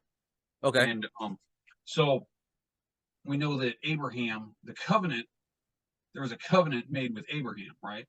And circumcision was a token of the covenant, right? So the covenant that the Most High made with Abraham is, he says, I'm going to give this land to your offspring, right? Your seed is going to own this land. And so Abraham's like, okay. But then it's like if someone says, yep, I've got the deed for this, I'm going to give it to you, but you don't have it yet. And you're like, well, I really want to guarantee, right? I want to guarantee that this is going to be mine. I want a contract. I want it written down with a signature, stamped, notarized, all that, right? So he made the covenant with Abraham at first. And this is in Genesis chapter 15. And he said, where was it now? You want me to pull it up, or do you want to pull it up? Are you in your Bible right now, or are you on your on my phone? Oh, you're on your phone? Yeah. It's easier to look on my phone, I guess. Here, what I'll do, I'm more accustomed to it, I guess. I got the neural pathways for my phone. You said Genesis 15? Yeah, Genesis 15. And let's see here. Hold Yes, 15 and verse 18, right? So we know that this is, I don't know, maybe some people may be unfamiliar with this. So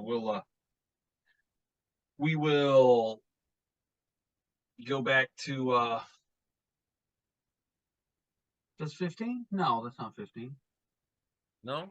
Oh, yeah. Never mind. I'm sorry.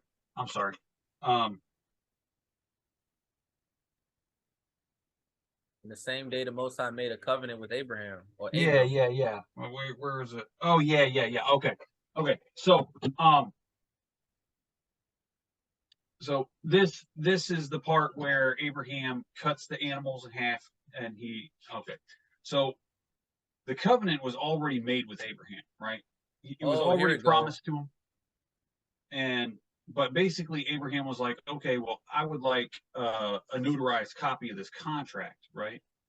It wasn't that he didn't believe the Most High, but he just wanted it. So Abraham was already in covenant with the Most High, Oh, yeah.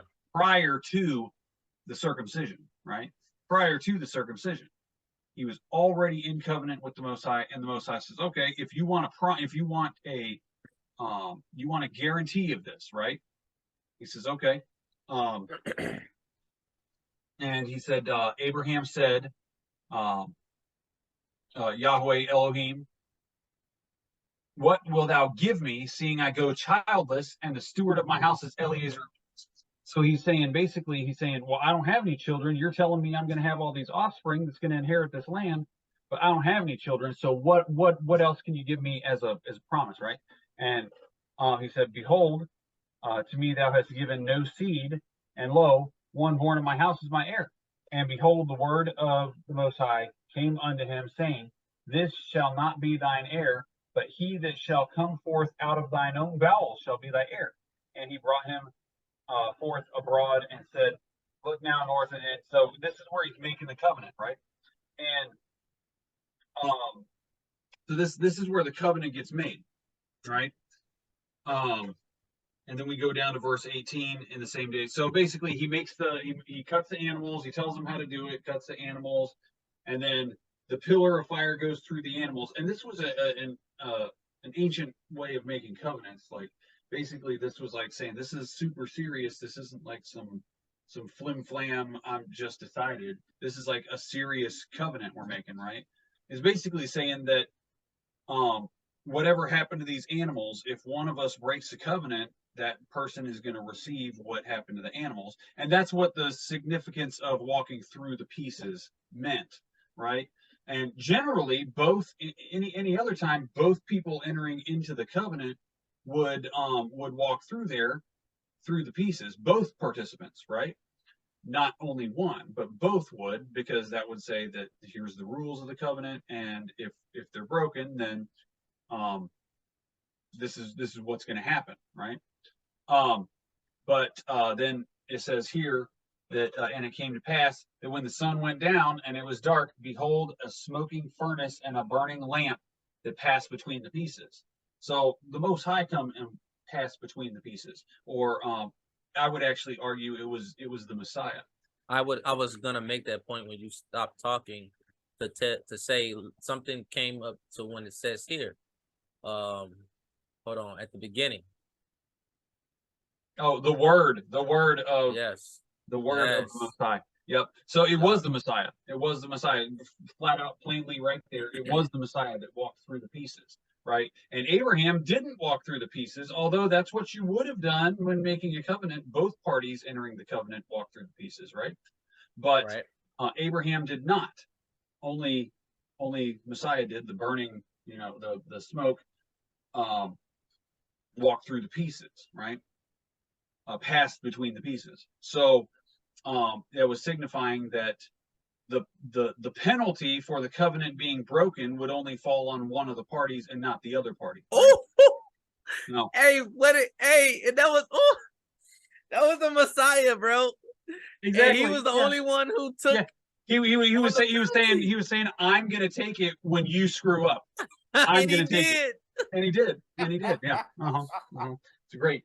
But so this is where the covenant was made, right? This is where the covenant with Abraham was made. So the covenant's already made. Abraham's already in covenant. He hasn't yet sliced himself, right? So then what Abraham tries to do, though, and this is why Ishmael was not the son of the promise, right? What Abraham tries to do is he tries to make the covenant happen himself. Actually, because Sarah tried to influence him. She's like, well, because she felt bad. She's like, I can't give you any offspring, so take my servant and she'll be your concubine, and so they tried to make it happen themselves in the flesh, right? In the physical. They tried to make it happen, right?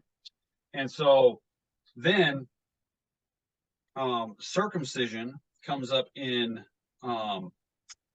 chapter 17, right? In chapter 17, he says, what verse? We'll go to now this is after Ishmael had already been born. We'll just start with 1, right? So after Ishmael had already been born, and when Abraham was 90 years old and 9, the Most High appeared to Abraham and said unto him, I am Almighty Elohim.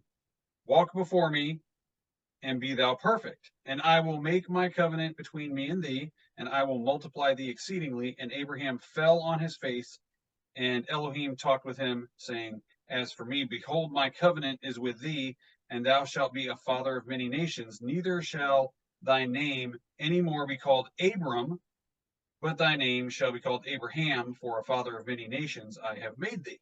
Right? And I will make thee exceedingly fruitful, and I will make nations of thee, and kings shall come out of thee.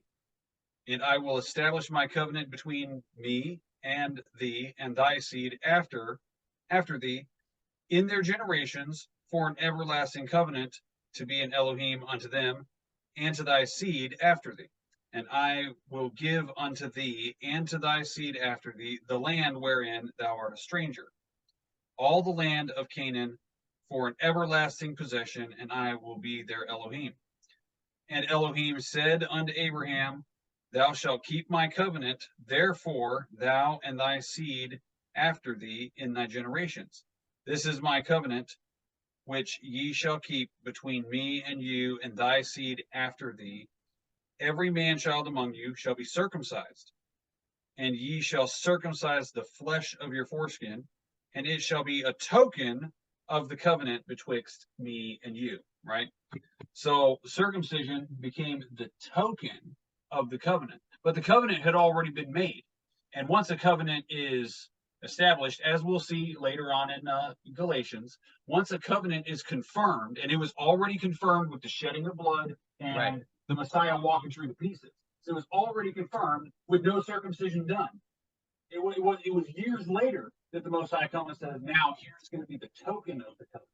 So that means the covenant was established before the token, the circumcision. Now the token of it was to be the guarantee, right? That's so that every time Abraham sees this, he's going to remember, oh, I'm guaranteed that this covenant's going to take place, that the Most High is going to do this. This is the guarantee, and I see it every time I take a leak, and every time I lay with my wife or lay with a woman, I see the token of the covenant that the Most High made with me, right? So,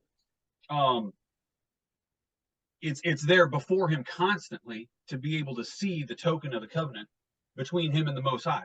So the focus wasn't actually on the circumcision. The circumcision was only showing that the covenant had been made, right? And that he could always count on the covenant because he could see it in his own flesh, right?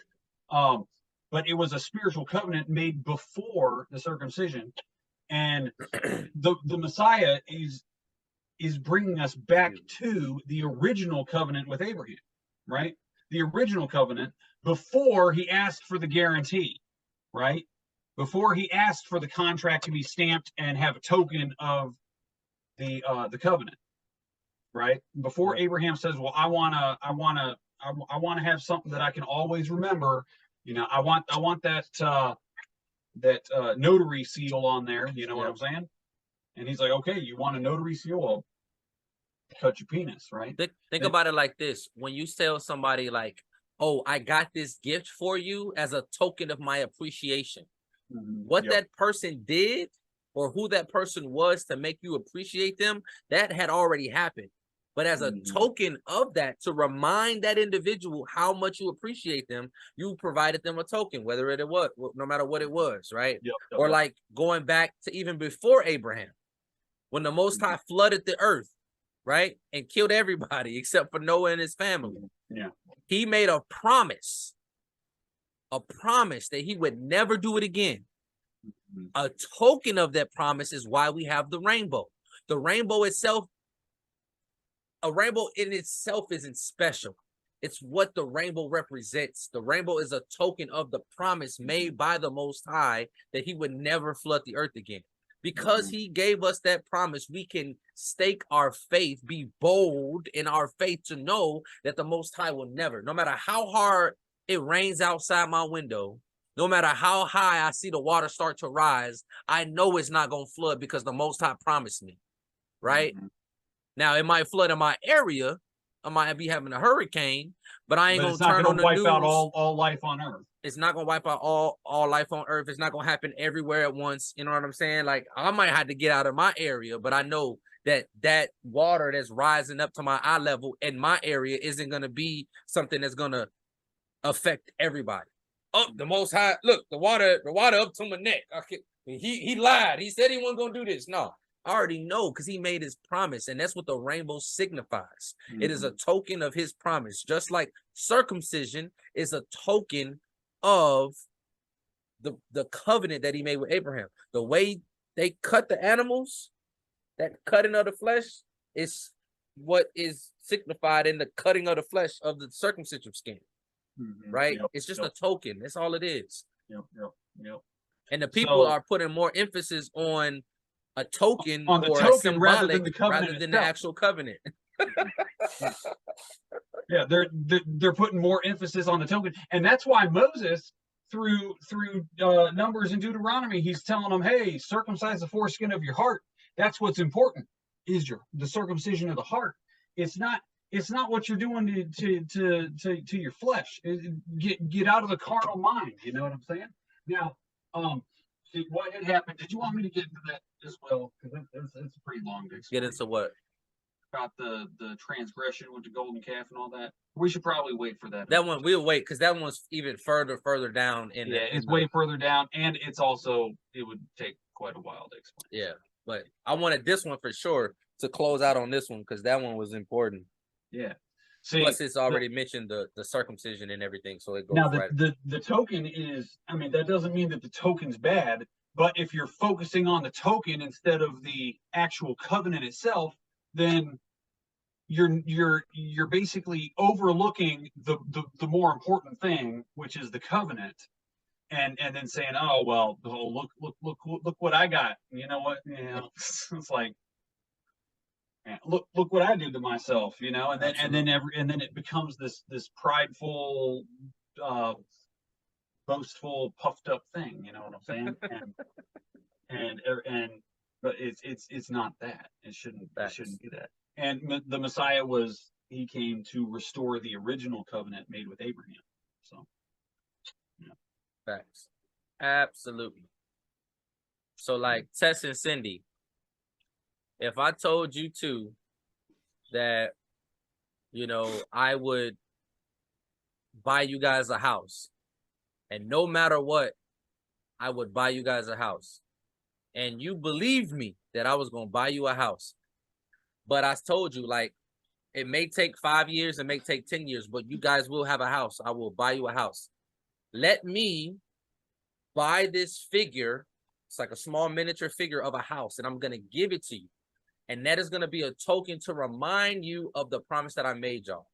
So every time you look at that small figurine of a house, that small model, you will be reminded of the promise that I made y'all to purchase you a home, right? So no matter how long the time period goes, every time you look at that figure, you're going to think about that house that I owe you because I promised you. And because I promised it and I'm a man of my word, I'm going to do everything in my power to make sure that that comes to pass.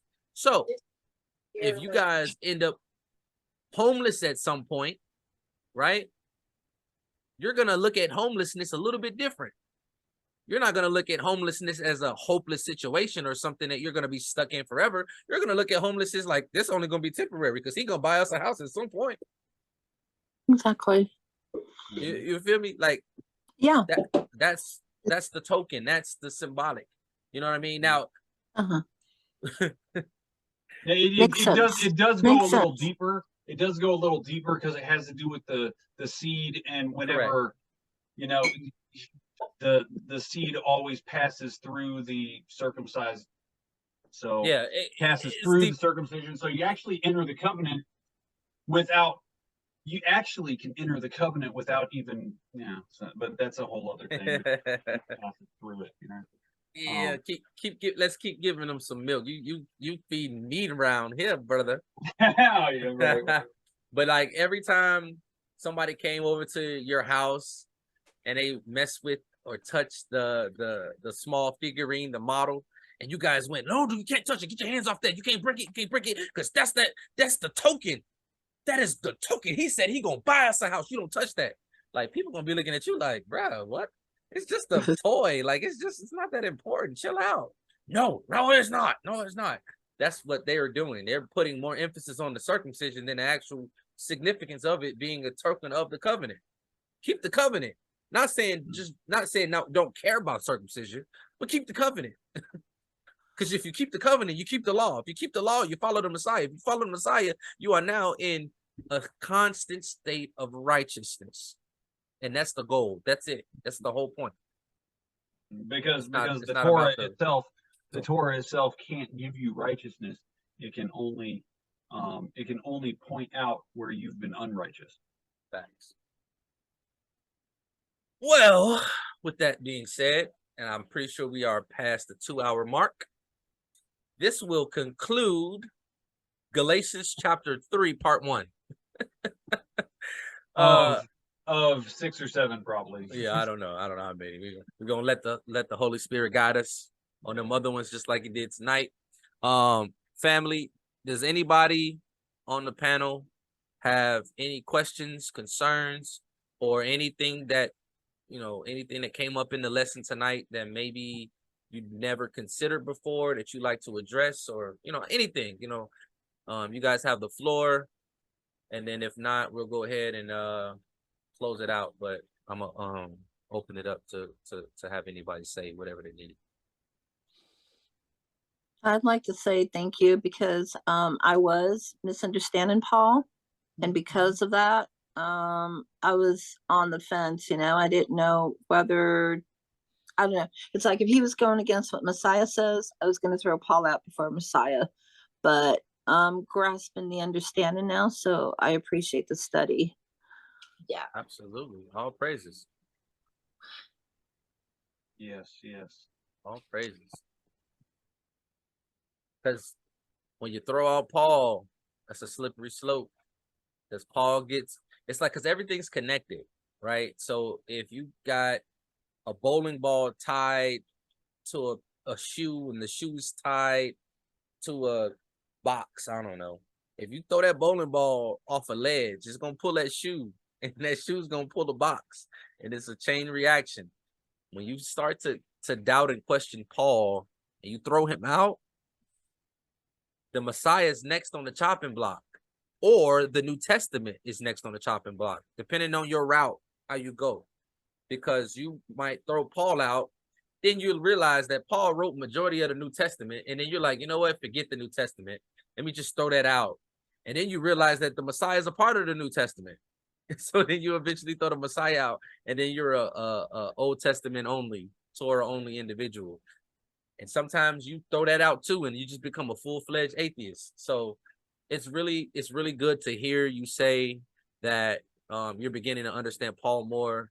All praises to the Most High for that. Not just because it's coming from the lessons that we're doing, but just for understanding sake, right? Mm-hmm. The fact that you are seeing certain things and how Paul's words are being misunderstood, and that he's actually standing for the same values and qualities that you stand for yourself and what you've come to learn in your walk with the Most High, and everything's coming to a full alignment. It's just great. All praises to the Most High for that. Yeah, absolutely. Because I was at a point. I never really felt like I was ready to throw Paul out, but I was at a point where I just I had to step back and not even try to read Paul, because it was at one point in my walk it was just too confusing. I'd read the same like 3 verses for like 2 hours saying, Paul, what are you trying to say here? And I'd be like, what are you trying to? And I was actually getting mad. I'm like, Paul, why didn't you just write this to where it was easy to understand? And so I got to where I would get frustrated reading, right? Because I didn't know what to make of it. In the one chapter, he's saying to Paul that the Torah is good and great and wonderful and holy and righteous and all this stuff. And then the next chapter, it seems like, oh, don't keep that. You know what I'm saying? And it's like, but I'm like, well, if he's contradicting himself, he needs to go. But he's not contradicting himself. That's the whole thing. See, what tends to happen when you throw out Paul, right? First thing that goes is Paul, and you think, okay, I'll just keep the rest of the New Testament. Then you realize most of Acts was about Paul, and you're like, okay, well, I guess I got to throw out Acts, right? Once you throw out Acts, then you're like, oh, well, who wrote Acts? It was Luke, so we got to throw out the Gospel of Luke. And then you realize, oh, Peter said Paul was their brother, so I guess we better throw out Peter. And essentially, and then eventually you get to a point where you've got like a little skeleton of the New Testament left, and you're just like, yeah, I don't know what to believe anymore. Just get rid of it, So yeah, I mean, and I never really got to the point where I wanted to do that, but I was so confused that I left Paul alone for quite a while, because it's just it is like Peter says, he's hard to understand, and you could easily go that route, thinking, oh well, look, he's contradicting the Messiah, he's contradicting the Torah. Of course, he's a false prophet, right? But when you really, really dig into it, when you see that he's not contradicting it, then it really makes a big difference there. Yeah, facts. I almost threw Paul out. I got real close. He almost got the axe, y'all. He almost got the axe. So I say in first, right? Substitute sin for his definition. Substitute law for whatever law it's actually referencing in the context. Number 3, understand Paul's viewpoint. Number 4, ask the question, what does Paul mean by saying XYZ, whatever he's saying in that particular verse that you're reading. And number 5, always go back to Ecclesiastes. But number 3, with understanding Paul's viewpoint, Romans 3:31, that's up on the screen right now, is a perfect example of what his point is. If you can reduce Paul in general, obviously it's hard to reduce his entire ministry, everything he's ever said in any of his epistles and all of that, to one line. But if you could just reduce it to a summary, he's saying, do we then make void the law through faith? The Most High forbid. He says, yea, we establish the law. We established the law. I am going to quickly do Romans 3:31, pull it up in the lexicon so we can see what established means according to the Bible. All right. And this is the NASB version, so it's going to read a little different, but the words are still the same. It says, do we then nullify the law through faith? It says, may it never be. On the contrary, we establish the law. I like that version. You feel me? I like that breakdown. May it never be. Paul ain't playing, right? All right, so let's go to establish. Establish is this word right here, estanomen, Greek's Strong's 2476. It says to make, to stand, to stand. To make, to stand. Usage. I make to stand. I place. I set up. I establish. I appoint. And then it says the mid. It says I place myself. Stand. I set in balance. I weigh. And then I don't know if that's intrinsic or intrinsic, whatever. I stand by, stand still, met. I stand ready, stand firm, am steadfast. And then it says to make, to stand, to stand. And it has various things. Let's see, Romans 3:31.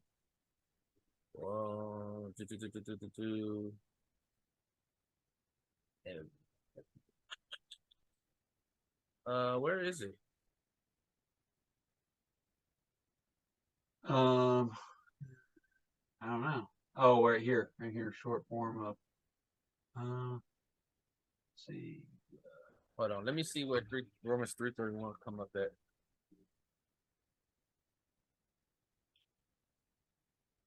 Here we go. Oh, yeah, there we go. It says to uphold or sustain the authority or force of anything.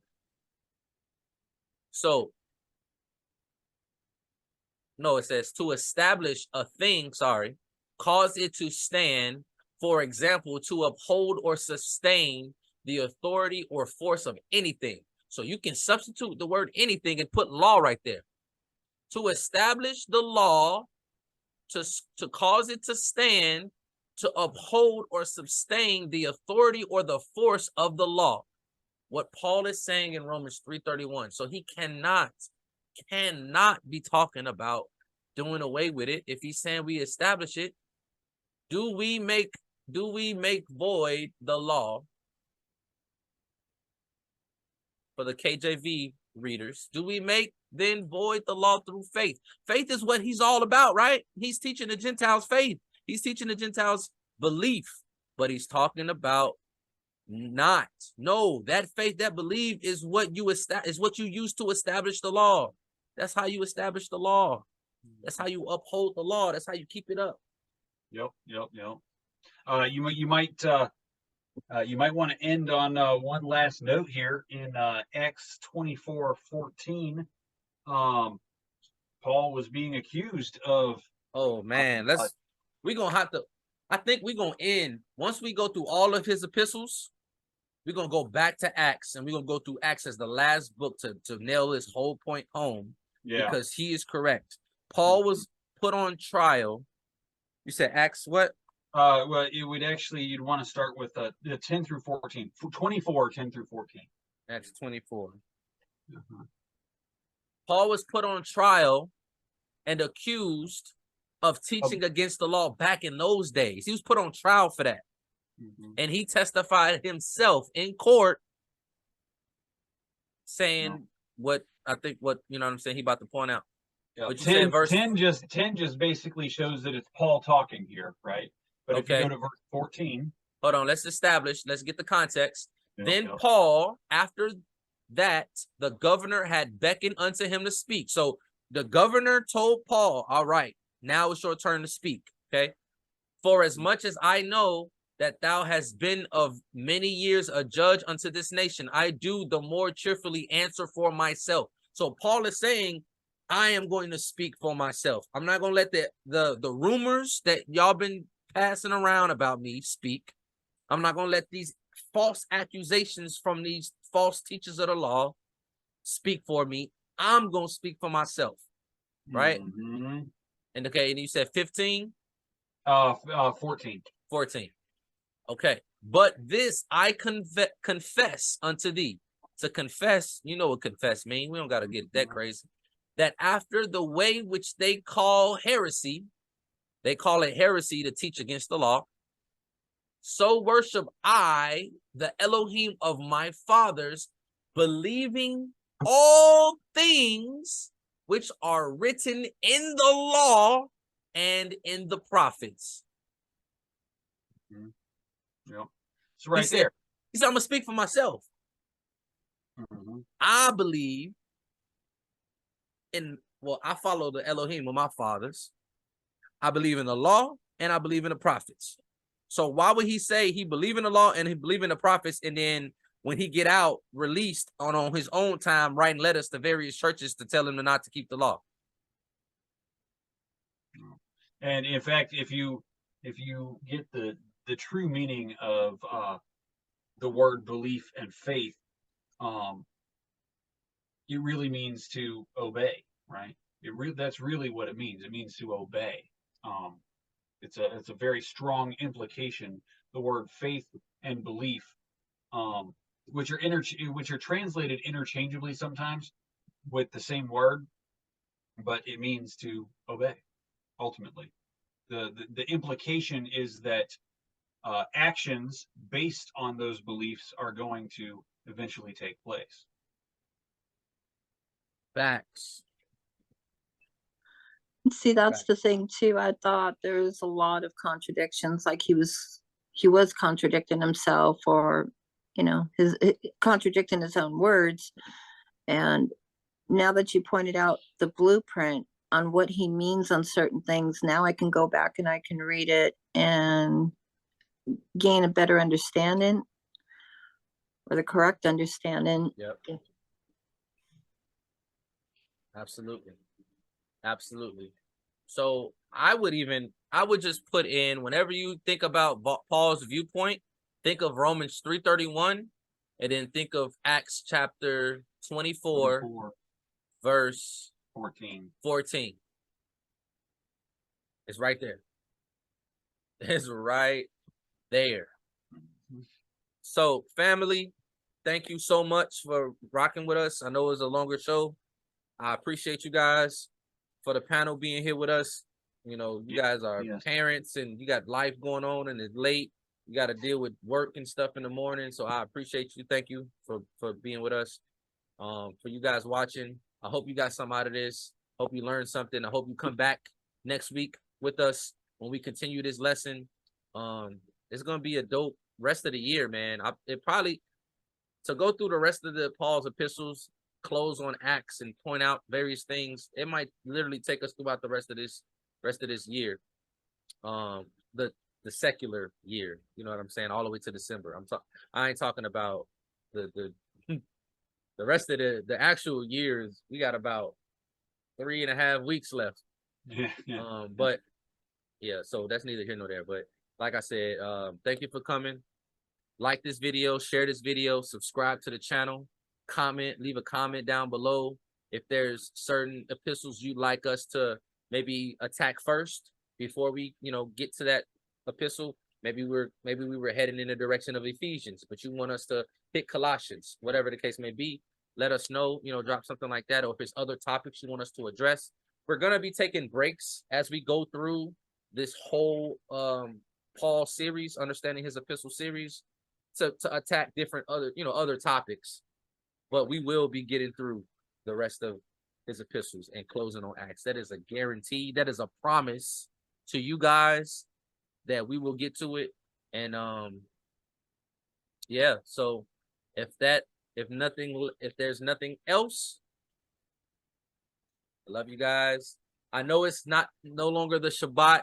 Yesterday was the Shabbat, but Shabbat Shalom anyway, because it's Shabbat talk. It's Shabbat talk, maybe. It's Shabbat talk. So Shabbat talk. Wait, where we at? Yeah, hey, we Shabbat talk. Shabbat Shalom, family. I love you guys. Shabbat Shalom. Good night. Love you. Good night.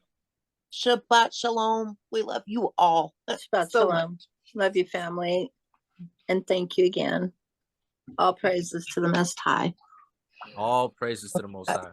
May he be esteemed in all things. Shabbat Shalom. Good night. Amen. Your itinerary is being recalculated. Your destination is 1.5 miles away. Come take a ride with us. Yeah.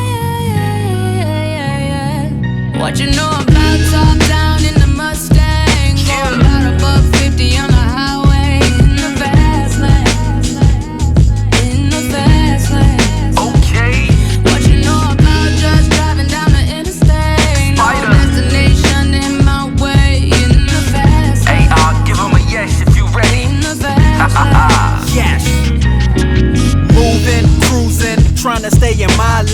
Bye-bye to Mary Jane. Oh wow, how life changed for the better. Had to change gears cause I kept reversing back to my old ways, looking for the cheddar. I'm still chilling in the hood like an engine, but I'm just planting seeds trying to help the youth have a great beginning. Instead of getting drunk and spinning like some chrome rims, they need help, it's to the point they can't phone friends. Without the peer pressure, up in this dark world, we need high beams, don't get hit like a deer or squirrel. Through Christ we all can make it, just let him take the wheel. You feeling sleepy, don't crash, then go through the windshield. We love the fast lane, but sometimes gotta take it slow. You hear them 12s in the back, your trunk about to blow. My tank full, cause my cup is always overflowing. I master gas in the fast lane, you see me rolling. Top down in the Mustang, going about a buck 50 on the highway in the fast lane. Riding with the chief. In the fast lane. What you know about just driving down the interstate? No destination in my way. In the fast lane. In the fast lane. Sometimes when I be riding, I just pray to the Father. Grateful to be chasing him instead of chasing the dollar. Cause this world is full of sharks as I be facing piranhas. I'm all about shalom, so I drive away from the drama.